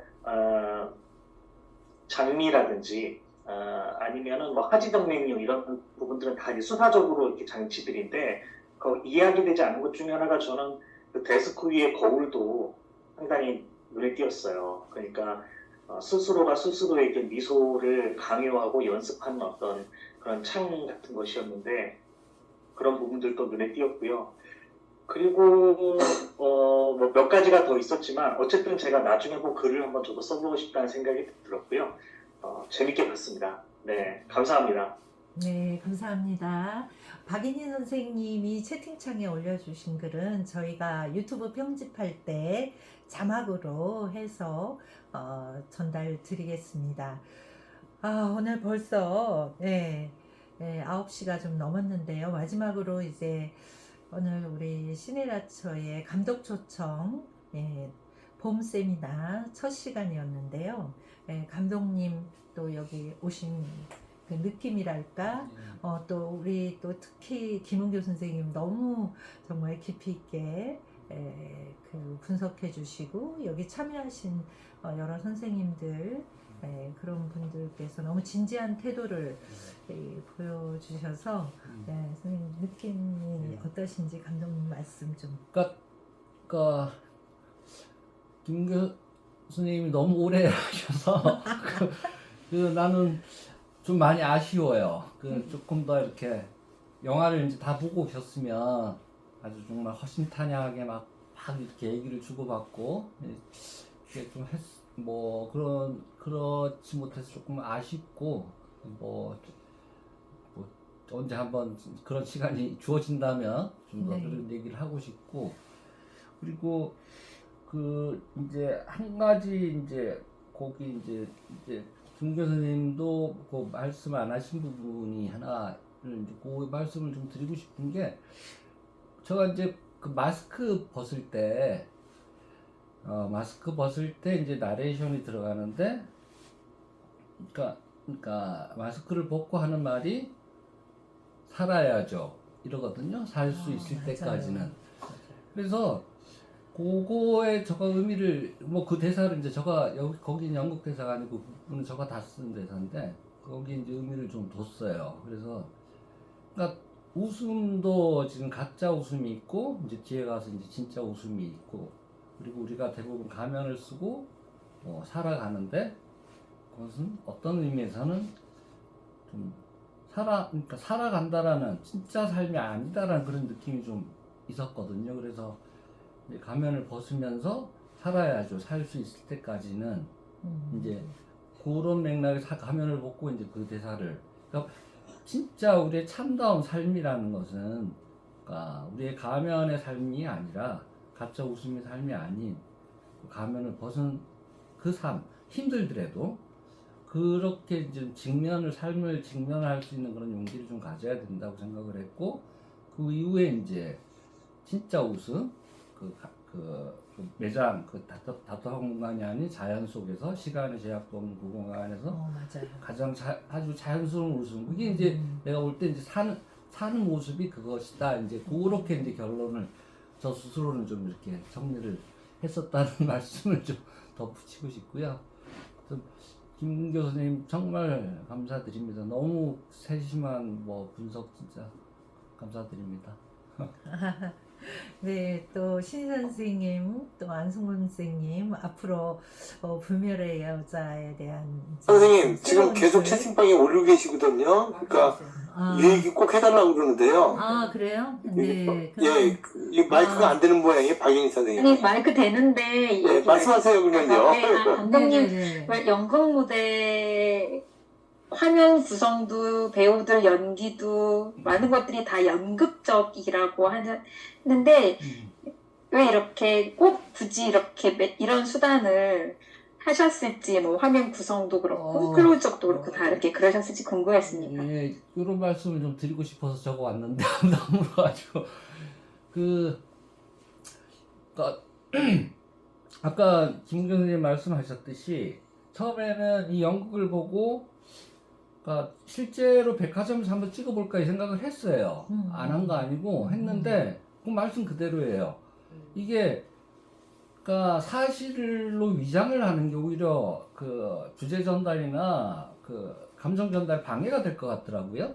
그런 생각이 들어서 이거를 오히려 그러니까 차단을 시키고 그러니까 실제 그 사실적인 거를 이제 형식적인 사실주의를 없애버리자. 그리고 이제 그 연극이라는 거에 이제 하면은 제가 연극이라는 걸 해봐가지고 연극이 갖고 있는 어떤 관객과 약속에 대해서 조금 아는 바가 있고요. 그리고 이 말씀을 꼭 드리고 싶었는데 이건 꼭 연극을 찍었다라고 생각하시면 안 되고 사실 지금 현재 현대 영화들은 거의 대부분 특히 헐리우드 같은 경우는 뭐 거의 대부분이 세트에서 찍어요. 뭐 사실이 아니거든요. 근데 뭐 특히 SF 영화는 말할 것도 없고요. 근데 사실인 척 하는 거죠. 그럴듯하게 이렇게 해서 관객도 알아요. 저기 사실이 아닌 거를. 근데 사실로 받아들이는 거죠. 그것도 누적된 약속인데 관객들이 상당히 머리들이 빨라졌어요. 영상에 대해서. 그래서 처음에 약속만 동의가 되면은 그 다음에는 별로 그걸 중요시하지 않는 것 같더라고요. 그래서 이게 이제 본 감독이 저한테 이 영화를 보고 처음 한 멘트가 5분 안에 연극이라는 사실을 잊었다라고 하는데 5분 안에 이 영화의 룰을 관객은 인지를 한 거예요. 그래서 그 룰에 그냥 따라가는 거죠. 그러니까 그러면 저는 얼마나 편합니까? 만약에 사실인 척 하면은 사실인 척을 계속 해야 되는데 그게 무너지고 약속이 돼 있으니까 너무 자유롭게 슬로우 모션도 쓸 수 있고 극단적인 클로즈업도 할 수 있고 거기서 그 사실인 척 하는 거에서 저는 해방이 되는 거죠. 그러니까 제가 원하는 감정을 그대로 할 수 있고 또 보는 관객들도 이미 그렇게 약속을 했으니까 조금의 이질감도 안 느끼고 그냥 그걸 받아들이더라고요. 그래서 저는 오히려 지금 현재 영화라는 것이 이 극이 갖고 있는 가면을 쓴 대중들하고 똑같다고 생각을 하거든요. 지금 그러니까 영화라는 거는 사실을 재현하는 건데 사실은 사실 재현이 아니죠. 사실인 척 하는 거고. 그리고 그거를 아까 뭐 길목순 얘기도 하셨지만 다 사실인 척 하면서 사실이 아닌 얘기를 한단 말이죠. 그래서 그게 현실이니까 그러니까 차라리 그럴 거면은 노골적으로 이건 사실이 아니야. 대신에 볼 것 요것만 봐. 이러는 게 훨씬 더 강렬하고 솔직하지 않을까. 그런 좀 뭐라고 하나? 좀 그런 시도를 좀 하고 싶었죠. 근데 이걸 연극, 아까 그 말씀 참 좋은 말씀인데 탯줄이다라고 했는데 저는 꼭 연극이라고 생각을 안 해요. 이게 다른, 수많은, 그러니까 영화가 갖고 있는 자체의 모순? 사실인 척 하는 거에 대한 저항이랄까? 그럼 본연으로 돌아오는 그런 좀 시도. 그래서 노골적으로 그냥 무대도 막 보여주고, 근데 사람들은 좋아하더란 말이죠. 감정 빠지고 다 빠지고 몰입하고 다 하고 저도 좀 신기해요. 그래서 또 한 번 이런 시도를 좀 해보고 싶은 생각도 들고. 예. 네, 굉장히 이 집중도 있게 주제를 전달하는 어떤 효과를 여기서 이제 실험해 본 거라고 생각이 듭니다. 선생님. 저도 질문 하나 있는데요. 네. 아마도 여기 이 프로그램에 참여한 사람 중에 가장 프리카리에이트에 해당하는 사람이 저인 것 같기는 해요. 그거는 이제 후차의 이야기고, 제가 이제 이 영화를 지금 보면서 중간에 떠올랐던 게, 제가 그 영화를 안 봤는데 배두나가 주연한 그 다음 소위? 네, 다음 소위. 이 영화하고 차이점은 어떻게 다른지, 혹시나 감독님께서 이 영화를 뭐 제작하거나 기획할 때 그 영화 다음 소위가 제작되는 걸 알고 계셨는지, 그런 부분이 살짝 궁금합니다. 저는 전혀 몰랐고요. 이 연극이 원작이 아주 오래 전에 다음 소위가 아마 뭐 기획도 되기 전에 아마 연극이 아마 그 이미 있었던 걸로 그쵸? 제가 알고 있고. 연극은 이미 존재했었고, 네, 다음 그런데 이제 소위에 다음 소위가 나름 몰랐어요. 전혀 모르고 저는 아주 단순했어요. 그냥 불멸의 여자라는 연극을 보고, 그러니까 연극을 본 게 10월 달이고 첫 촬영을 한 게 1월 1일이니까 뭐 엄청나게 빨리 진행을 했죠. 그리고 저는 그러니까 틀림없이 이제 감정 노동자를 소재로 한 거는 그것이 아주 큰 의미가 있죠. 그걸로 끝나지 않고 아까 김은교 선생님 말씀대로 저는 좀 조금 더 광의 의미를 이 연극에다 좀 담고 싶었거든요.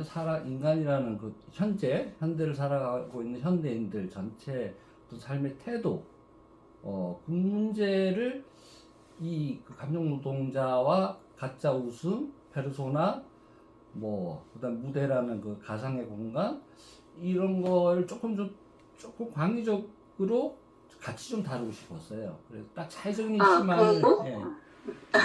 그래서 아까 그 마지막 주제를 다루고 싶었던 얘기가 가면 이야기 하셨잖아요. 그래서 아까 교수님께서 말하는 거 수요는 계속 되어야 된다. 그래서 그 문장 얘기할 때 왜 엄마가 몸이 아파도 밥은 해야 되고 일상생활은 계속 되어야 한다. 그 말하고 좀 연결돼서 제가 좀 많이 마음에 다가왔던 것 같아요. 내가 불편하더라도 어쨌든 삶은 이루어져야 되고 스스로 삶을 마감하지 않는 이상 어떤 형태로도 진행은 되겠죠. 그래서 그 주제어가 떠올랐습니다. 그래서 저는 염려되는 것이 이제 이 영화를 이제 감정 노동자 얘기다라고 얘기하는 부분이 조금 염려되는데, 오히려 그러니까 사실 감정 노동 아닌 자가 아닌 사람이 별로 없고, 그래서 여기에 이건 우리가 바라보는 대상이 아니라 그러니까 우리 자신이 모습이 아닐까. 그리고 CCTV라든가 지나간 행인도 똑같은 가면을 쓰고 있고, 그래서 그러니까 대담화를 시키는 게 조금 저는 그렇더라고요. 그러니까 다 직업이 아무리 그래도 역시 그 시스템, CCTV라는 그 시스템 하에서는 다 마찬가지가 아닐까 싶어요. 그러니까 그러니까 다음 소의 작품이 약간 어떤 감정 노동자를 대상화하였다면 감독님의 의도는 그 감정 노동자에 한정되지 않고 대상화하지 말고 이건 우리의 이야기다라고 말씀하시고 싶었다는 얘기인 거죠? 네, 맞습니다. 저도 그렇게 받아들였습니다. 아이고, 네, 고맙습니다. 깔끔하게 정리까지 해주시네요. 네, 다음 소위도 정말 우리 가슴이 먹먹해지는, 특히 이제 좀 어린 학생이 이제 당하는 일, 겪어야 하는 일, 이런 것 때문에 또 더 가슴 아팠던 것 같습니다. 그리고 이제 또 불멸의 여자는 또 불멸의 여자가 가지고 있는 또 다른 똑같은 우리가 다 똑같이 감정 노동자다 이렇게 하기보다는 각각의 놓인 상황 속에서 각자가 주어진 말하자면 천연 같은 그 업무를 하면서 일을 하면서 살아가는 그 다양한 모습 속에서 우리는 과연 우리의 삶은 또 어떻게 보고 또 이런 타자의 삶, 타인의 삶들에 대해서 어떤 시선으로 봐야 할까 이런 고민들을 던져주는 영화라고 생각이 됩니다. 물론 뭐 다음 소위도 굉장히 좋은 영화고요.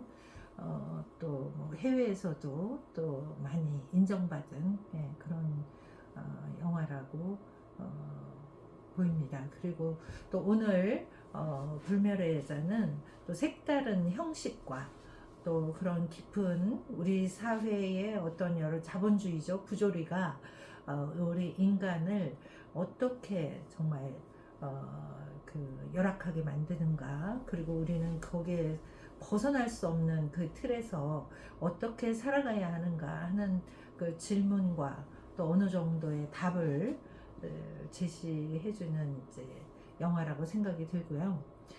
오늘 뭐 더 얘기하고 싶지만 저 한 말, 네. 한 가지만. 네, 네. 왜냐하면 교수님들이시니까 이제 학생들한테 좀 많은 얘기를 좀 해주십사 하고, 그 이제 김 교수님 말씀하셨듯이, 그러니까 이게 이 영화는 극장에서 보는 거하고 이거랑 좀 다르거든요.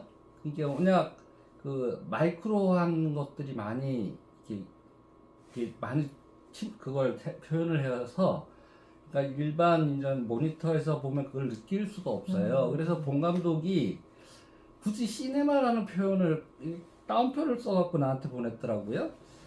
그래서 뭐 그런 의미일 거라고 생각이 드는데, 사실 길복순이라는 영화는 제가 볼 때는 극장에서 보나 뭐 거기서 보나 큰 맥락의 차이, 뭐 어떤 감흥의 큰 차이는 없을 것 같은데, 그래서 이제 영화라는 것이 그 이제 OTT 시대에 대부분 이렇게 이쪽으로 오는데, 그러니까 그 부분에 대해서 좀 고민을 좀 해야 되지 않을까. 그러니까 어떤 컨텐츠라든가 스토리 사건 위주의 그것과, 우리가 연극은 직접 가서 볼 때 그 맛이 있지 않습니까? 그것처럼 어떤 영화는 꼭 극장에서 봐야 되는 그런 영화들이 있는데, 이제 이것이 앞으로 그러니까 극장용 영화와 OTT용 영화와의 차이점이 되지 않을까 이런 생각을 해요. 그래서 그러니까 이제 지금 저 불멸의 여자 같은 경우는 이제 극장에서 볼 때 이게 좀 제대로 감상을 할 수가 있고 뭐 그렇다라는 얘기를 그러니까 전하고 싶었어요. 그러니까 이제는 영화적이다라고 했을 때 조금 기준을 좀 옛날하고 좀 다른 기준을 가지고 판단을 해야 되지 않을까. 네, 좋은 말씀 감사드립니다. 또 불멸의 여자가 보통 그런 영화들 있잖아요. 이렇게 이슈되면서 다시 부밍돼 가지고 그렇게 이 사람들이 또 뭐 이렇게 좀 상영관이 확대되기도 하고, 또 그렇게 그런 영화들이 이제 좀 몇몇 있었어요. 그런 영화처럼 이 불멸의 여자도 앞으로 많은 사람들이 더 사랑하고 이렇게 즐길 수 있도록 영화관에서 더 많은 영화관에서 앞으로 점차 상영관이 늘기를 기대합니다. 네. 네, 오늘 이렇게 또 질문해 주시고요. 저기 박인희 선생님하고 또 허정 선생님, 허정환 선생님인가요? 예, 또 질문으로 참여해 주시고 관심 가져 주셔서 너무 감사드립니다. 예, 그러면 지금 이것으로 마치고요. 예, 다음 주, 네, 홍희정 감독의 소리도 없이라는 영화와 전찬일 평론가, 요즘 매불쇼로 또 새로운 인기가 돌리고 있는데요. 네, 그 시간에도 함께 해주시고, 또 세 번째 시간, 오늘은 좀 매울지도 몰라 하는 그 OTT 드라마 함께 하시면서 우리 그 새로운 시대에 그 문을 여는 시네라처의 모습을 함께 응원해 주시기 바랍니다. 감사합니다. 마치겠습니다. 감사합니다.